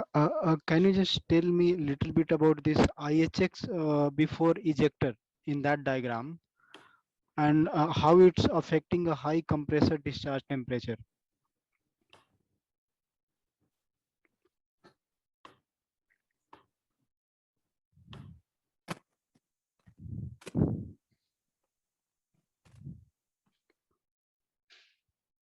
Slide number is 10, I guess. In that one of it has this IHX before ejector. Right. Yeah. So this is the fourth diagram, last diagram. Let me transfer it to laser pointer. Yeah. So here what we are doing, we are this is one configuration. We have very less studies done, and then whatever studies are there are also theoretical studies. I think experimental studies are very less or almost absent in this particular case. So this ejector or ejector bank, which is used, I think yesterday there was a lot of discussion on ejector, particularly from Danfoss. So Yes. we are using the exit of the gas cooler, which is at very high pressure, as the motive stream. And then this motive stream is able to induce suction, so that this is the outlet of the evaporator. The complete outlet of the output of the evaporator is coming through this one. And then these are mixed here at the exit of the evaporator ejector bank, and then coming to this receiver here. Okay. From the receiver, again, what we are doing is we are taking the vapor from the top and then passing it through the IHX here. Again. And then passing it to the compressor. So a lot of vapor will be generated here because it's a large receiver flashing arrangement. And then this gas is handled by the compressor while the liquid from here, which is taken out, and then expansion process will cool it down, and then that is what is passed to the evaporator. And depending on the load, if this load is increasing, so does this flow will increase, so does this flow also will increase, more heat input will be there in the receiver, and then as a result, more amount of gas will be produced, which will be passed to the compressor to the gas cooler. So that's how this arrangement will try to balance each other. That is, total amount of the evaporator exit will be taken care of by this one. So ejector will, as we see, ejector basically gives us the pressure advantage in terms of lifting this to the high pressure of this one, which the exit pressure here, that is the mixture from the ejector bank or the ejector, will be intermediate pressure, which will be below this motive pressure and above this evaporator. Yeah. And then which is taken here, and then which again, of course, will need some expansion valve to cool it down, expand and cool it down, and for passing through the evaporator, basically. Yeah. Okay. Thank you very much. So I hope that explains this. Yes, sure. So we do have cool selector and various other online tools. If we know the particular load on the evaporator and particular ambient condition, etc., we can have an arrangement for selecting this ejector, particular type of ejector, because it is a proprietary product. We don't design anything out of it. So we have to basically select out of the options which are already available in the product manufacturer side. So softwares like Cool Selector, which is available, we can put this input data. It will give us nearest data from which we will be able to select the particular ejector if in your operating range some ejector is there or not. And in general, as per yesterday's discussion, one ejector bank contain multiple ejectors, and then as per the mass flow rate, there is the controller of the ejector which automatically switches the number of ejectors which are required to handle this required mass flow at that state, which is basically done by the dedicated controller which comes along with the ejector bank. Sir, as you rightly said, the ambient condition as well as the load, these both are also a factor of designing this. Correct. So do we have anything like which can control this online only, if the because day to day we have seen region to region in India it changes, ambient temperature and other conditions. Right. So we can take the design condition of a place. Let us say you want to do it for Chennai region. So you can take the design condition for that region, and then you can approach the Cool Selector software, which is available free at the Danfoss site, and you can put those data. It will give you some possible ejector which will be suitable for that, along with the controller. Okay. For extreme weather conditions, whether it will work or not, that also you can see. For example, I live in Pilani, where the ambient condition goes up to 50 or crosses 50 also for brief time in summertime. Possibly you will not get any ejector there which is completely suitable for that. That's possible. Range is there, limit is there for that. Yeah. Correct. Okay. Thank you, sir. Hello. Hello. Hello. Yeah. Yeah. I got a small question. Yes, sir. Let it be a dedicated subcooling system. Okay, you can bring down that diagram. A dedicated one. Mm-hmm. Yeah, that one. Yeah, right. Dedicated. So what is the limit? Let us say you are using maybe R134A or 290, whatever, for the dedicated system. That's okay. Now, normally the temperature 340 degrees centigrade. Yeah. Ambient temperature maybe 35. So, okay. Then my evaporator temperature is say -20. Yeah. Okay. So, what is the limit? Can I cool from 3 to 4 up to 40 to -20, or what is the limit? Which is better? Whether cooling from 40 to 35 or 30 or 25 or 20 or minus 10 or minus 10? What is limit of 4? Yeah. So when you consider such a system, the COP of the system will be has to be coupled with this also. This dedicated system will also consume energy. Mm-hmm. And then we have the main circuitry here, which will also consume energy. So we need to look at the overall efficiency of this system. There is a efficiency of this one, or the COP of this one plus this one, taking care of the energy. As you trying to cool down further, or you are increasing the capacity of this one dedicated system, of course, this will start consuming more and more energy. So your total, overall efficiency may not be improved after some level. So we need to, in such cases, we need to optimize the operation of both the circuitry together, and then find out up to what is optimum for the operating condition. What is the difference between this system and cascade system? Because both have got 2 cycles, topping cycle and bottoming cycle. So this also got 2 cycles, topping and bottoming. Well, how do you differentiate this between this with the cascade? Right. Well, in the cascade, the arrangement will be a little different, where we have this evaporator of the upper circuit, maybe, which is the high temperature circuit, and that will transfer heat to the low temperature circuit, and then we have the evaporator arrangement. So here, both of them are working in rejecting heat to the same ambient. This condenser as well as the gas cooler are rejecting heat to the same ambient. Whereas in a cascade system, the lower circuitry will reject heat to this circuitry, which may be, let us say, ambient is 30 degrees, and then the intermediate heat exchanger is, let us say, -10, and the lower one may be -20 or -40. So that will be a difference in the arrangement here, and that will definitely perform in a different way.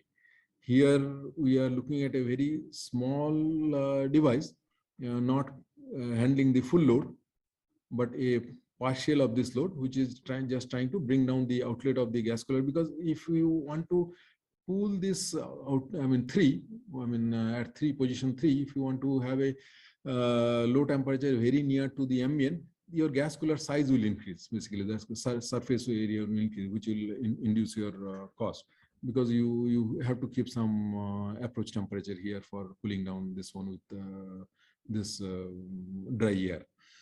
And this system essentially taking out that amount of delta T, which is giving us some advantage, which is here, and then we get the corresponding advantage in terms of the cooling effect. So that's the purpose of this one. If you overdo it, certainly will not get benefit, because ultimately the efficiency of this circuit also is considered for the overall efficiency of the system. Where it will cut off, we have to separately simulate. Yes, together we have to simulate. So with this subcooling, maybe with the dedicated system or otherwise any method you use, so your optimum pressure will come down, or optimum pressure will be same? Will depend upon only on temperature? Yes, T3 this or pressure, T4? this will, yeah, this will. But whether the optimum pressure temperature is at T3 or T4? This T3 here, so which is the exit of the gas cooler, and then this is the T4, which is exit of the dedicated this thing, which here for simplification of the modeling is taken as the same straight line. But in practical, some of the studies which are published do say that there is a pressure difference. In an experimental case, there is a pressure falling from 3 to 4. There are experimental studies which say that there is a small difference in the pressure and from 3 to 4. Let me put my question differently. See, in all this CO2 system, the gas cooler pressure is optimized. Right. Right. So right.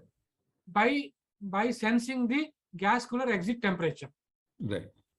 In this now, which temperature is sensed, T3 or T4? So T4 has to be sensed here. This one has to be sensed. So gas cooler Exactly. pressure is optimized from T4, not T4. T3. Yes. Okay. So then only we'll get the advantage. Okay. Thank you, sir. Thank you. Yeah. Thank you. If Yes. there, Dr. Arun, if there are no more questions, we will Yes. have a 10 minutes bio break. Okay, sir. Okay, because it's 5:50 now. Okay, if there are no questions, we can have a 10 minutes bio break. We'll assemble back at. You don't disconnect this link. Let it be on. Okay, and we will assemble back at 6 o'clock. 10 minutes. Is it okay? Yes. Okay. Thank you, sir. Thank you. Thank you. Thanks all of you.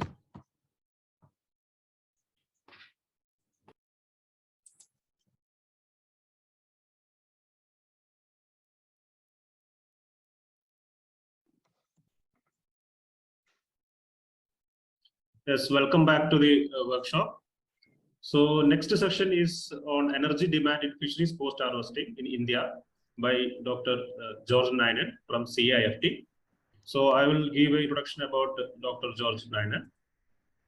So Dr. George Ninan is the principal scientist and head of in charge of engineering division and ICR CIFT, Central Institute of Fisheries Technology, Kochi, with around more than 20 years experience. So George has carried out studies on post-harvesting handling, processing of commercial important marine and freshwater fisheries resource. He has undertaken projects on self-life, quality evaluation of different marine and freshwater and commercial fish species in chilled and frozen condition. Also developed high-value byproducts from fishery waste and associated with projects on fishery waste management and utilization. So in this capacity, he has published more than 80 research papers in peer-reviewed journals. And he is also a member of various organizations such as Interdepartmental for Government of India for Approval of Fish Processing Export Units and the MPDR Subsidy Committee on Ice Plants, SUM and Cold Storage, Society of Fisheries Technology, an expert member in PMFME scheme, Government of India, and also a member expert working group in fisheries for formulation of 14th 5-year plan from 2020 to 27 for Kerala State Planning Board, etc. So I request Dr. George Ninan, sir, to take forward this session from here. Yes, sir. You may continue. Okay. Thank you, Dr. Arun, and good evening to all esteemed participants. Very good evening to you all. As Dr. Arun has introduced me, I'm basically I'm a fish processing scientist, and my expertise in post-harvest sector of fisheries. And couple of years back, we have started initiated some work on the energy demands in post-harvest sector. In fact, our engineering division has carried out a project on energy use pattern of the various seafood processing units a couple of years back. And this brief findings of this project I will present here. It will be a very brief presentation. I will just introduce to this sector and what are the key components in energy demand in the post-harvest sector. So that will be the brief of my presentation, and plus whatever preliminary studies we have carried out in the different seafood processing units in India. So this will be a gist of my presentation. So let me share my screen now.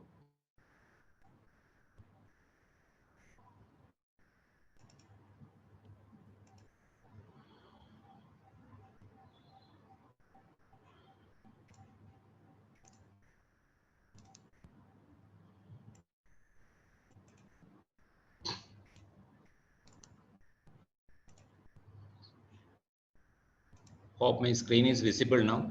My presentation is visible. Yes, sir. Yes, sir. Thank you. So the topic is energy demands in fisheries post-harvest sector in India. Actually, as you know, we have two key sectors: is harvest and post-harvest sector.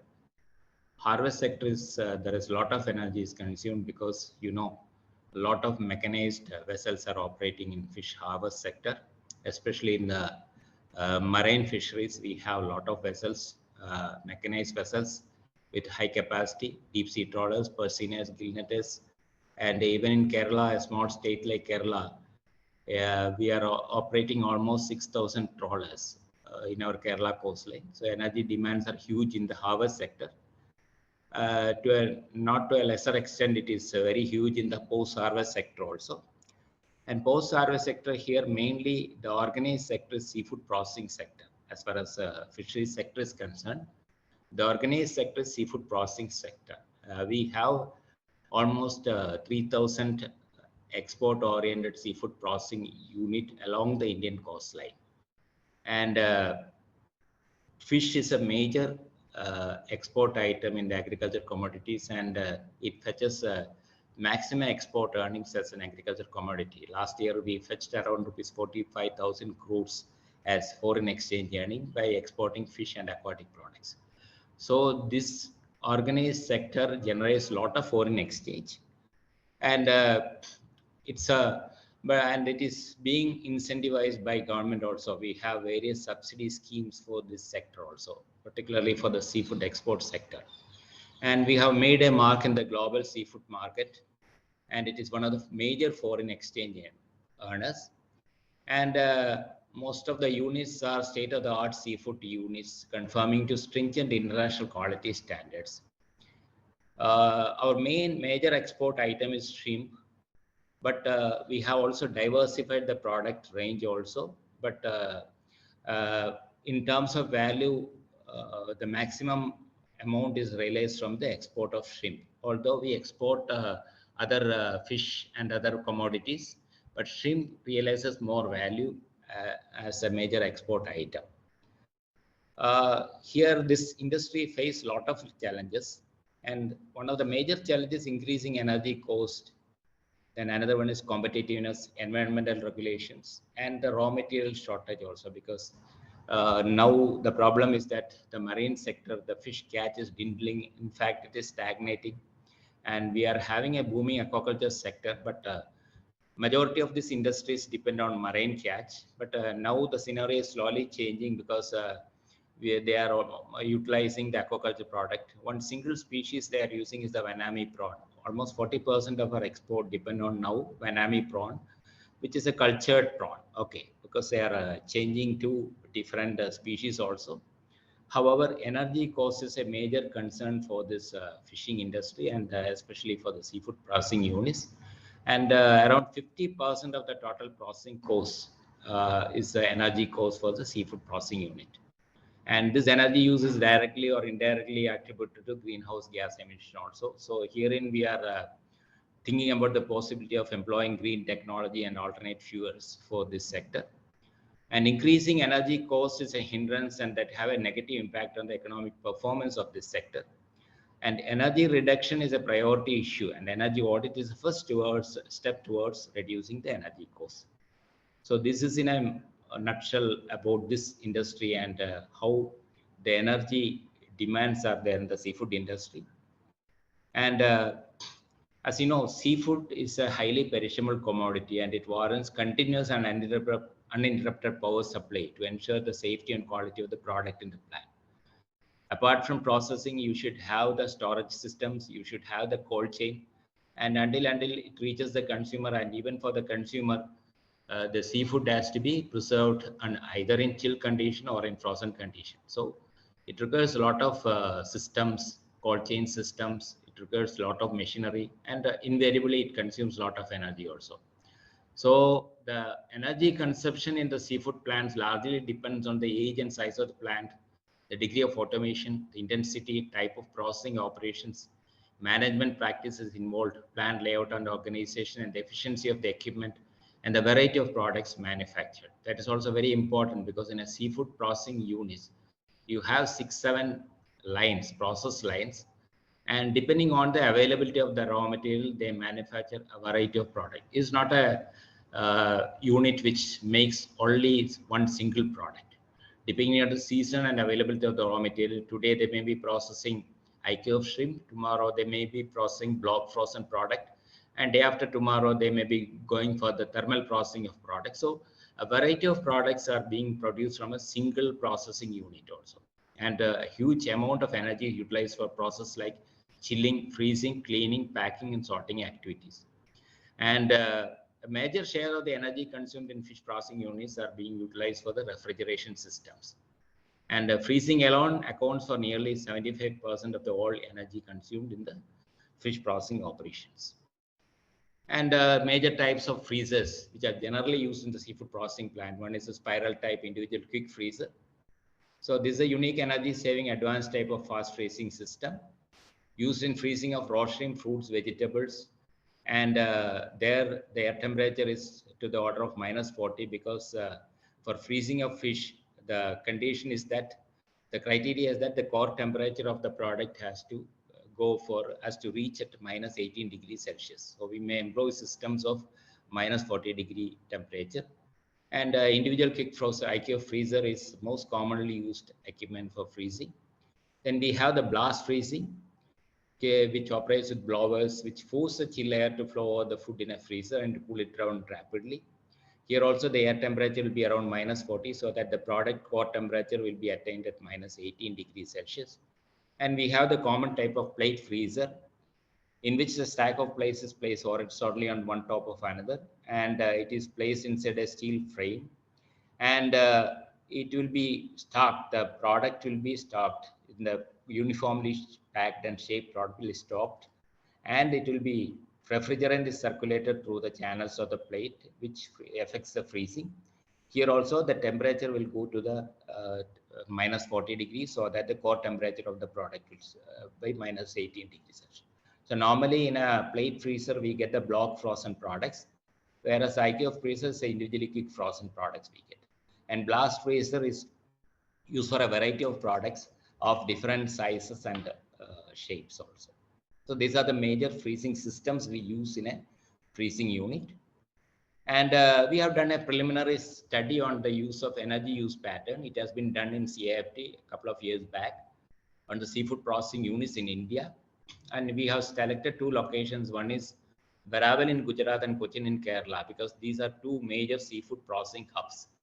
And we in Cochin itself, we have more than 120 units which export seafood to European Union and the USA.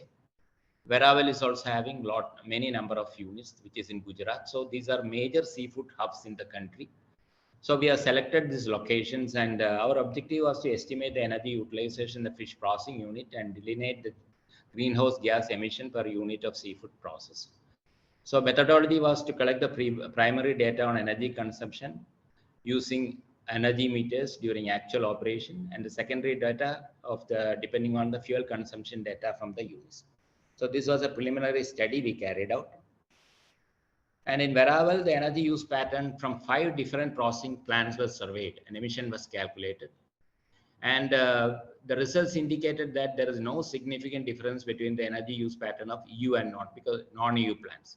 EU plants means those plants who have approved for export to European Union, and the other countries, non-European Union countries. There is a different, there's a classification of EU and non-EU plants. And these plants operate in the same location. We have done survey on both EU and non-EU plant, but we cannot find any significant energy difference because because the unit operations are almost same. The energy utilization starts increasing from August, which peaks during the months of September and October, and decline sharply from the month of February, because that depends even the fishing season. And there is a process called the trawl ban, because it is being practiced all over India to protect the species and to sustain the resources. We practice the trawl ban, because harvest ban for a certain period of time. It depends on various states. There is a slight variation in the trawl ban period. In Kerala, it starts from June, middle of the June, and it is extending up to July also. Almost 45 days trawl ban is there, with slight variations. All the states are practicing this trawl ban. So for this 45 months period, 60-month periods, the availability of the raw material is very less. And normally the plants during this period depends on the aquaculture raw material like vanami, prawn, and other things. So the energy utilization pattern also follows the same pattern, because the peak months it will peak. And The carbon dioxide emission also varies from month to month depending on the catch pattern. And in the VU plant in Veravel, the monthly emission pattern varied from 0.081 kilogram of carbon dioxide to 0.262 kilogram of carbon dioxide per kilo of fish processed. So this is the monthly emission pattern of an EU plant. So that is per kilogram of fish processed. And also the processing plant of Veravel, the monthly emission pattern also we calculated for the different months also. The least carbon dioxide emission per kg of fish processing during the month of September, which indicates the best catching season at Veravel also. Because even during this period, we have seen that the plants are operating in full capacity, but here the carbon dioxide emission was least because that time they were using the full capacity also for the plants. In Cochin, Kerala, the monthly energy consumption, energy cost, and per unit cost of seafood processing unit at Cochin was calculated during season and off season. The minimum energy consumption during peak, normal, and off-peak hours, we are calculating how much the energy is consumed, the maximum energy consumption, and we have done the bivariate correlation analysis also between the energy consumption and energy cost, which showed that the total energy consumption was significant and negatively correlated with the energy consumption at various periods like peak period, normal period, and off-peak hours, but it is significant and positively correlated in terms of energy cost. And this revealed that the energy cost incurred by the seafood processing unit is comparatively more influencing than the actual consumption. And the per unit energy consumption during one season varied from 0.428 to 0.96 for kilowatt units. There is a high variation in the energy consumption and the average consumption, energy consumption of various products, because we have done a study on the unit process operation for the various products also. I already mentioned that in the single unit, they may go for the different products, and different products, that average energy consumption also we have done a study. And intra-plant, even we have done an intra-plant comparison was carried out on the pattern of seafood processing. And we have seen that average annual consumption energy cost per unit, energy cost of the unit. We have done a comparison how much energy it is calculated and what cost happens. And the per unit energy cost of the unit was estimated at 18.61 rupees. 18.61 is the per energy unit cost consumption for the unit. And this is the energy consumption seafood processing units during the peak hours, normal hours, and off-peak hours, as well as the energy cost for seafood units. This is a graph showing. And comparison of energy between different periods we have carried out when the energy was high, and the energy consumption was very much high for the cold store units, followed by chilling operation and other activities. So cold store consumed more energy. Cold store is a place where after the final product has to be stored at a minus 18 degrees Celsius till the product is moved up in the value chain and it is being transported in the value chain system and it is being exported through the reefer containers. Still it has to be stored in the cold storage. So there's a maximum consumption of energy was happening in the cold store also. And various products also we calculate how much energy will be consumed by various products, shrimp-based products, fish-based products, and also a significant percentage of cephalopods are being processed. Cephalopods means in common man's term it's called cuttlefish and squid. That are all, they also form a major share in our exports. So these are the three major groups: one is shrimp, fish, and cephalopods, which include cuttlefish and squid. So the average energy consumption for these various products also were calculated during this study. And these are the seasonal variation indices for the energy consumption cost in a seafood processing unit. So we have calculated the highest and lowest consumption indices. And the cost indices showed that the energy costs were highest during August and lowest during April. And we have calculated the consumption, what is the consumption range and other energy consumed as energy cost also. So this was a very preliminary study. We have carried out this study and we have devised some standard operating procedure for the seafood processing units. And we have formulated some general advisories for energy use optimization also, in which we have suggested automation of existing process lines, workflow optimization, sensitization about energy conservation, equipment maintenance, replacement and upgradation, energy auditing and budgeting, use of renewable energy, energy generation for food waste, refrigeration system management, including management of compressors, modeling energy use in the processing unit, advanced and energy efficient refrigeration systems, equipment and processes. Then specific points were given for the energy savings with respect to, for example, adjusting the airflow rate in the blast freezer based on the type of product handled at a specific point of time. Baffles and fins have to be added to the production uniform to produce uniform airflow in freezers. The timely halting or cutoff of freezing process upon achieving the average core temperature for all cartons as a set. Automated sensor-based systems and operation for temperature control and corresponding equipment and freezer operations. The fan speed in the evaporator arrangement should be managed appropriately to maintain a constant temperature drop across the evaporator and cold room. Use of reversible fan in blast freezer, which can save energy and power. Ensure shorter freezing time, uniform freezing, smaller defrost cycles for effective usage of energy in the freezing process. Installation of a solar panel for meeting the lighting load that can also be used during the peak tariff period. LED lights instead of fluorescent lamps, installation of power factor correction equipment, avoiding frequent opening of cold storage door and ensuring proper insulation. Avoid processing or freezing during the peak tariff period. Proper defrosting of the evaporator, running the ice plant to generate cold water during off-peak period, which can be used for air conditioning purpose during peak period. And artificial intelligence-based seasonal energy load calculation and predictions and early warning systems in case of water wastage. So these are the specific points we advise for the process on energy savings and as a part of our SOP for the seafood processing units. So in conclusion, we can tell that implementation of sustainable technologies and cleaner production practice is required in the seafood processing industry to ensure effective use of available energy. So replacement of outdated technologies, use of renewable energy sources, optimal use of storage spaces, and creation of awareness about energy consumption among manpower, and continuous energy auditing results in effective energy usage in the seafood processing sector. The smart cloud connected intelligent real-time energy and water use monitoring and control systems could be considered as options to optimize the energy usage in the seafood industry. The application of software and using IoT can help to analyze the daily, weekly, monthly, or yearly consumption pattern. Mobile alert systems can be installed for giving warnings regarding peak specific energy consumption.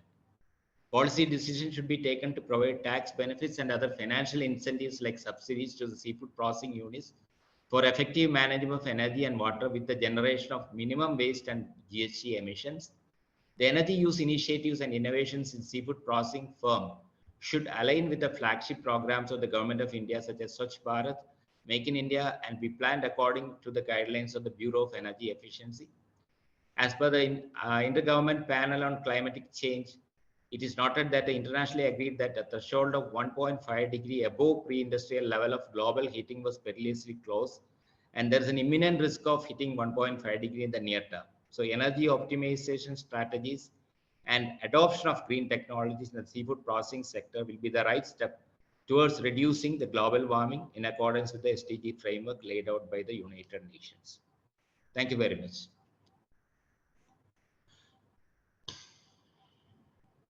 Yes, thank you, sir. Thank you, sir, for your effective and informative lecture on energy demand in fisheries post-harvesting.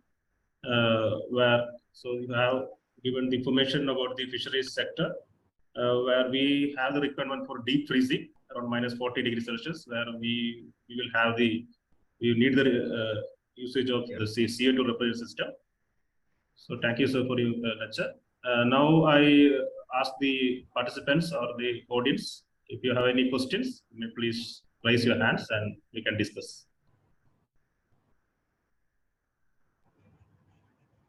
Good evening, sir. Thanks for the nice lecture. So do you have any rating for storage of fish products? Anything? Any cold storage rating, like Energy Star program for the buildings? Yeah. See, right now it is not introduced in the sector. Like as you mentioning about the star rating you are mentioning. We have already suggested this, but right now we don't have Energy Star rating for the cold storages. Right now we don't have anything as far as the seafood sector is concerned. Okay, sir. Thank you. Is it difficult to arrive it, or is a No, government? it is not at all difficult to arrive, Yes. but only thing is that there should be an implementing agency. Like now, almost all the seafood processing units come under the ambit of two agencies, like Marine Products Export Development Agency and Export Inspection Agencies. They are the Government of India agencies who are actually putting guidelines and limit to this seafood export units. So the initiatives from these agencies can very well bring this energy rating for even for the cold storage. No, unless there is any rating and other thing, because the amount of energy wasted in conventional storage systems is much higher, and particularly in seafood storage, even at the very low temperature, the energy wastage will be very high. So very high. Yeah, definitely, yes. I agree with that. Yeah. Okay. Yes.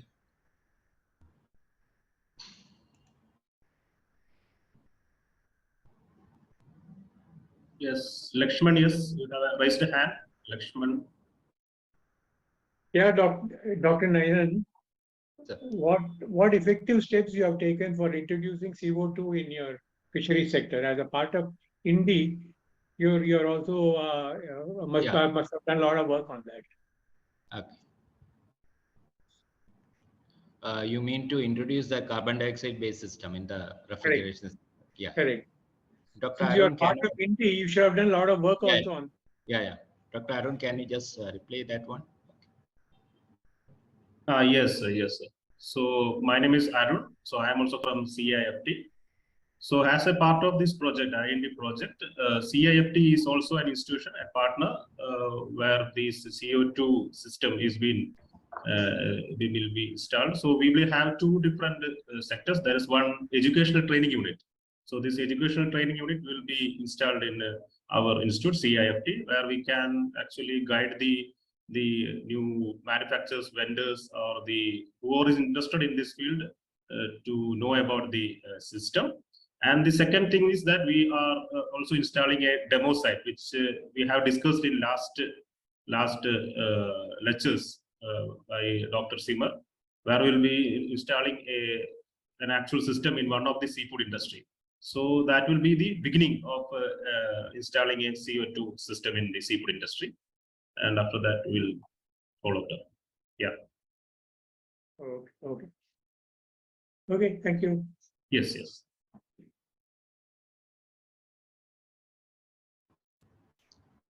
Hello. Yes, Kishore Kumar, you have a hand.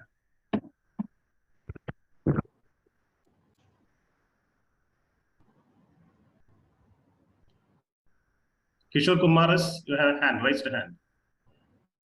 Hello. Hello. Yeah. Hello. Please. We can hear you. Sir, what is the meaning of defrosting and frosting of evaporator?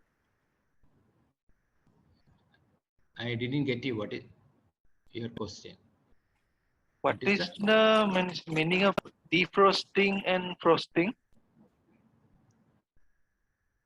Now that is practice in freezers. Now, when you go for the freezing cycle, no, after every cycle, when we remove the product, we go for the process of defrosting that unit, no.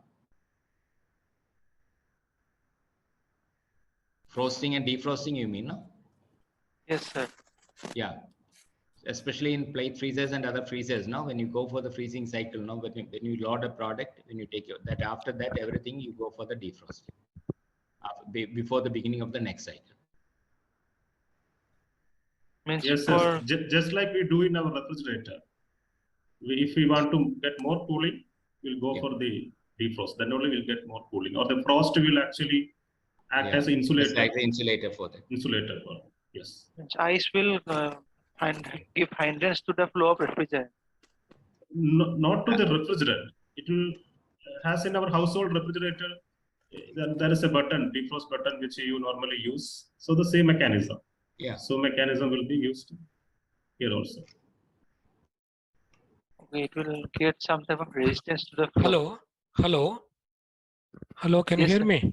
Yes, you see, the ice or snow and ice are very bad conductor of heat.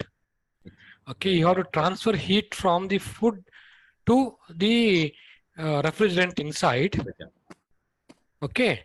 Yes, So sir. that heat transfer will get affected if there is a block of ice in between, a layer of ice in between.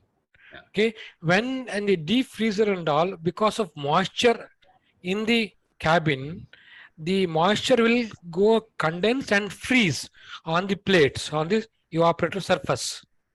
Okay. That will act as a insulator for heat transfer.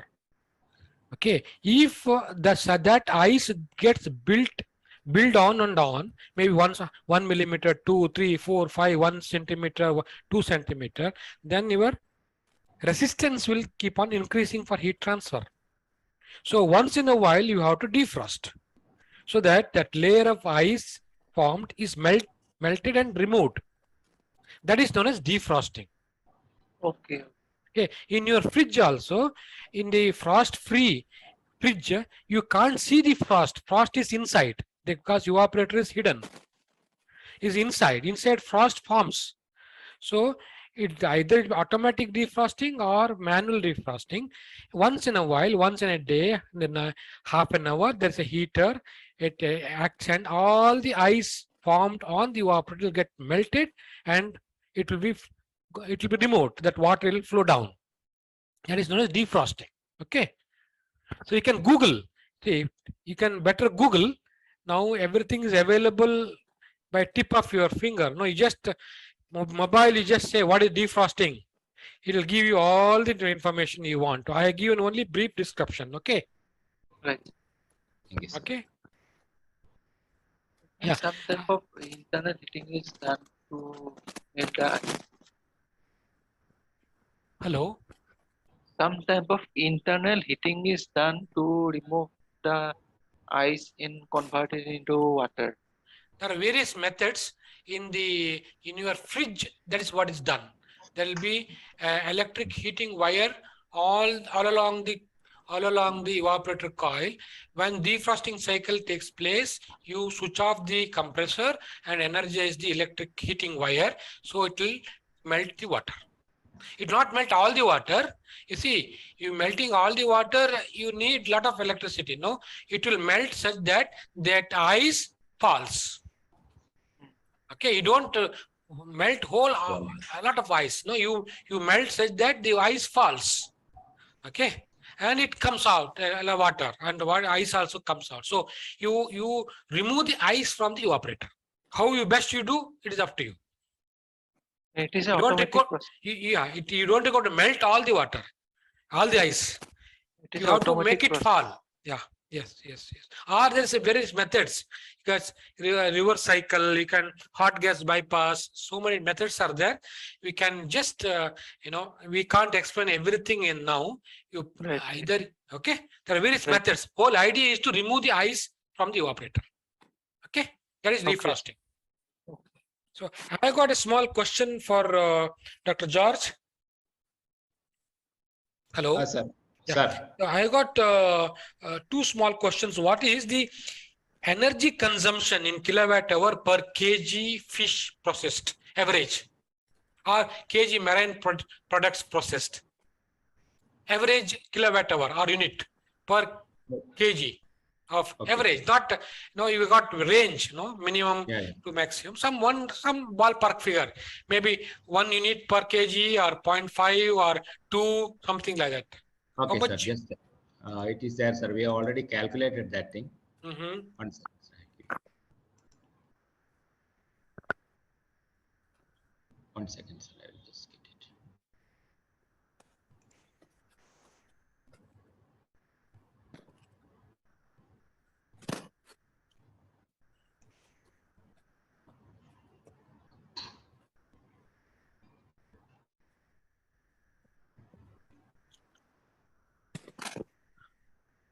Yeah. Sir, it is almost. 1 second, sir. Just per unit energy consumption during the one season varies. Yeah. That is almost 0.428 to 0.96. Yeah, about 0.7. Average is about 0.7 unit per kg of this one product process. Yeah. So your CO2 footprint per kg of fish would be then, let us take is 0.7, and in India, the CO2 release will be 0.85 kg per product. No, in India, the carbon dioxide release is 0.85 kg CO2 per unit. Okay. Yeah. So your carbon footprint per kg marine product processed is about 0.7 in here into 0.8. It is about 0.56 or about 0.6 kg CO2 per unit of product. Yeah. But your other details do not show that. You in other slides it is about 0.1 to 0.25. These two is not matching. Please look into. Okay, sir. Please, I will see, sir. Okay. Because this we have done actually. This is basically only we have taken two locations actually. So one was in Cochin and the other one was in Veravel. We were planning to do for the entire coastal line of India. So these figures may not be that much correct as you have rightly indicated. So we will certainly, because we are continuing with the same work also in a more detailed way, and we will come to the more correct figures also. My second question, in one of the slides you mentioned that energy generated from food waste or fish waste. How do you, is it really done, or the waste is, what is the path of converting this into energy? Actually, sir, in seafood processing operation or for any fish processing operation, almost 50% is generated as waste. Okay. Correct. So just like the bioenergy generator, which we are generating energy from the bio waste, we have the system for generating energy. So this particular fish processing waste can be used as a raw material for this thing. Now, my question is, what is the path? You convert it into oil, or how you? It can be converted to oil also, sir. It can be converted into oil also. What is presently done? How it is? Now it is not. Now it is not being done because bulk of the fish waste either go for just is going for a meal process, fish meal process, or any sort of other. It's mainly going for the fish meal production and other low value production. But we have got reports, when we are not done in India, but other countries, they were doing this thing, even generating oil for that from the waste also, they're doing it. Even there are prospects for generating this biodiesel and other things. Whether any studies is done, because why I am telling is, you see, I have got this coffee husk, There's a project of converting coffee husk to this gasification and power generation. Okay, yes, that is a project is there, but the question was, see, that is being already used to make it as a fertilizer. Correct, sir. Whether fertilizer is better or making it into gas and burning is better. That is a thing. So if it is already being used as a food for some fish or some fertilizers or something is already used, then what is the techno-economic of converting that into fuel? And if the techno-economics doesn't suit, then people better to continue with the whatever there. This is not waste now, right? It's not being wasted. They are not throwing it out to sea. No, practically they don't throw it out, because even a single even small fry they will bring back to the land. So even if they get suppose 1 rupee for that one, they will bring it back. But as you rightly told, it is mainly used for a low value product, that is a fertilizer or a fish meal or something. But we have an option, as you rightly pointed out. We have to actually do a techno-economic analysis of comparison of these two options actually. And only we will come to a conclusion that whether it's better to use as a fuel or it should go for the. But there are other options with the waste also, because now we are terming it as secondary raw material. We are getting high value nutraceutical from this secondary raw material also. For example, we are getting chitosan derivatives from this raw material, that chitin derivatives. They are all high value products. we have the standard technology to generate collagen peptide from the fish scale, which is again a very high value product, which is used as a nutraceutical and nutraceutical product. So as you rightly pointed out, we have to compare the options, whether we go for the biofuel or we have to continue with the existing process of converting into fertilizer or other product. Okay. Okay. Thank you. Thank you. Thank you, sir. Hello. Good evening, Dr. Ninan. Thanks for this informative and detailed presentation. I have a few queries, like as in some cervical studies, we have observed that most of the trawlers or the boats used for the fish harvesting are mainly in the segment, like in the category of 8 to 20 tons per boat, mainly. So my question is like, why is there any scheme or any plan to increase the size of these boats? Because in these kind of trawlers, what happens, like it is really difficult to install the onboard refrigeration system. So is any work is going on such things that they are planning to put the onboard refrigeration systems? Because definitely what your point is that there is certainly a classification of the fishing vessels, no? Like as you pointed out, we have the trawlers, we have the deep sea trawlers, we have the factory vessels, and depending on the length and size, we have the class of vessels. Okay. So all these trawlers may not be, all these fishing vessels may not be suited for equipping with an onboard refrigeration system. And in fact, from our institute, we have initiated such studies. We have our own research vessels, fishing vessels. There are big vessels, deep sea fishing vessels. So we are into the process of installing the onboard refrigeration systems. We are having the conventional refrigeration systems. Plus now, right now, we have some collaborative project with the Rajas Ramana Center for Advanced Technology, which is coming under Department of Atomic Energy. They have actually patented a system, liquid nitrogen based land transport system for perishables. So we are having a collaborative project with them to see the option whether the liquid nitrogen based transportation system can be adopted for the fishing vessel as well as for the transportation of the fish products on land. That we are currently having a project with the RRCAT in Indore. That really really nice. My second query is like, what is the average plant size in terms of the product? Means in terms of product, you have given some data here of the power consumption. Okay. So what is exact, means you have surveyed or you have considered many plants of different sizes. So what was the exactly like the average size? I mean. Of the plant, like 10 tons per product. You mean to tell about the production capacity? Production capacity, yes. Okay. See, average an EU plant, okay, or seafood processing unit, which is average of, you can see medium type of seafood processing plant. The average capacity will be around 3 to 5 tons per day. Okay. 3 to 5 tons per day. Okay. And here another problem which they face is that they have, in fact, they have over capacity. So they have the capacity utilization is also a big problem out there. They are not even using 50% of their capacity for the production. Okay. Yes.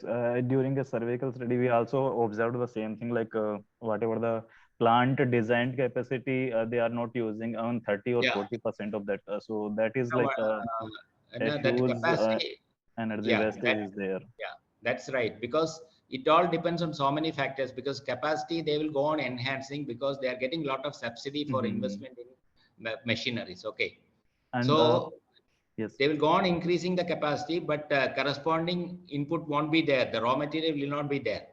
So they will remain idle for almost 200 days. They may hardly operate for 150 days in a year, which is highly uneconomical.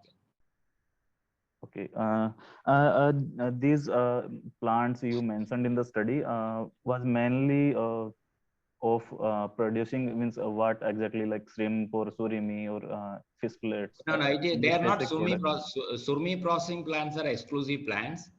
We are only concentrated on general seafood processing units. They do a variety of products. They are mainly shrimp. They do mainly shrimp based products.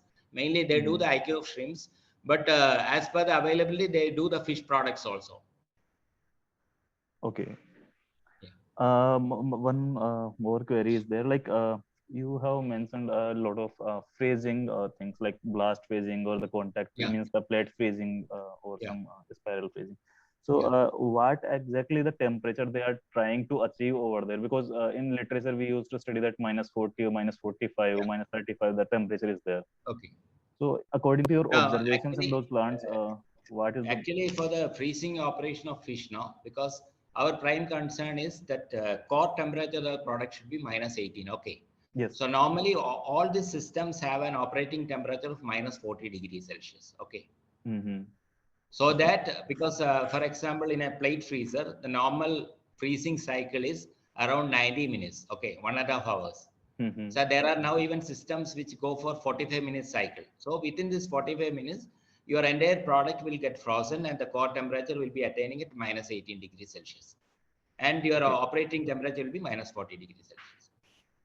Okay. And according to your observation, I hope, so what is the mostly used refrigerant? I hope ammonia is there. But yeah, other than ammonia this, is see, even the refrigerants, there are regulations now, no? Because you're not supposed to use some of the refrigerants. There are standard protocols are there.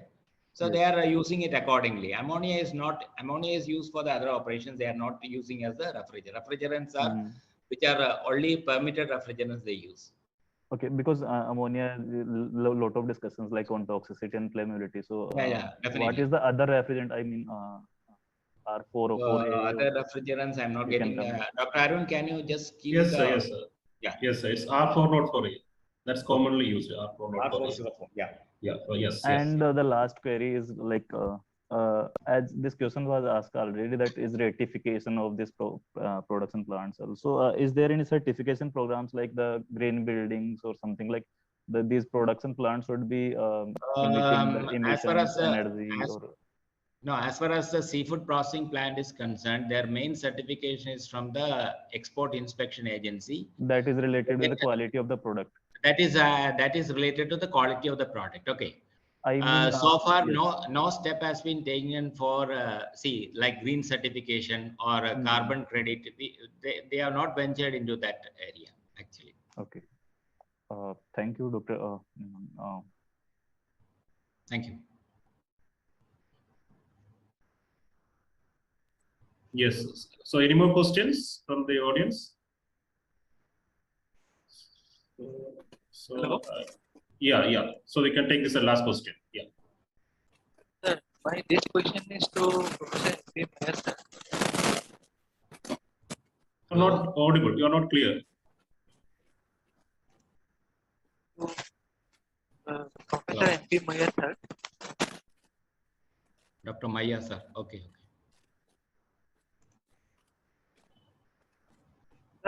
We can't hear you. Can you please put your question in the chat box? We can't hear you.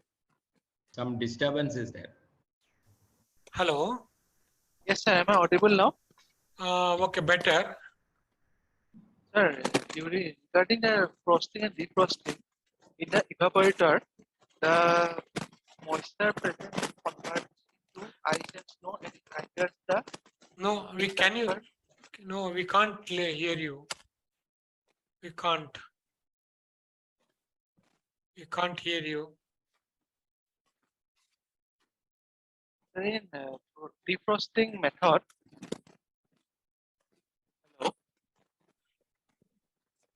Hello? No, we can't hear.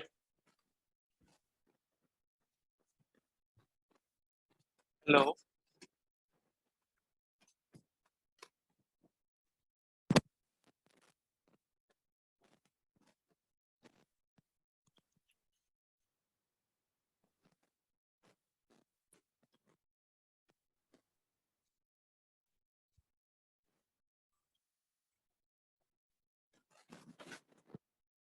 Am I audible now? Yeah, I could hear you now. Okay. Tell me. Am I audible now, sir? Yeah. Sir, regarding defrosting and frosting in evaporator, if moisture is accumulated, then this moisture or gets converted into ice or snow. And in defrosting, what happens? This ice and snow is converted into water, and it is exited out from the evaporator. Is it like that, sir? Yes. Yeah. Yes. It is exited from the evaporator. Yeah. It is in the fridge. It comes out. It flows out. Okay. Sometimes you'll get the ice also out. Small pieces of ice also comes out. Okay. And this moisture is means from ambient air. When you open the fridge, moisture will go inside. No. Okay. Okay. Okay. When we open the door, then only this moisture is generated. Yeah. If you keep your fridge closed for 2-3 months, then defrosting will not be required that often. Maybe once in 1 week may be sufficient. Okay. Moisture from the ambient air in the case of fridge. In the case of fish freezing, they have to see from where the moisture comes and where it, whatever moisture from the air, it will get accumulated on the evaporator. That goes there and condenses and freezes. Okay. And suppose, sir, if we don't operate the refrigerator for many number of days, why after opening the refrigerator, why we get some peculiar smell like that? Because it's closed and a lot of bacteria will grow. Bacteria, moisture is there, bacteria is there. Let us take a small this one. No, a lot of moisture is there. If you keep closing, then bacteria will grow. No. Okay. So it is better to keep it open. Yeah, you dry it and close it. If you perfectly dry and close it. See, when you buy the new fridge from the shop, no, it won't smell. No, they are not operating. It won't smell, right? Right. Okay, sir. Thank you. Thank you. Okay. So any more questions? So I think there are no more questions. So I think this was a very effective session for today. So we may conclude this workshop for today. Yeah. So thank you for all for participating. Thank you. Thank you. Yes. Thank you.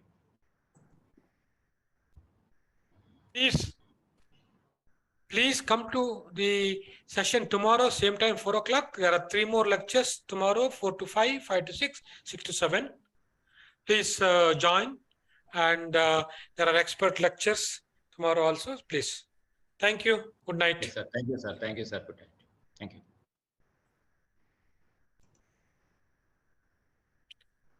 Should recording stop?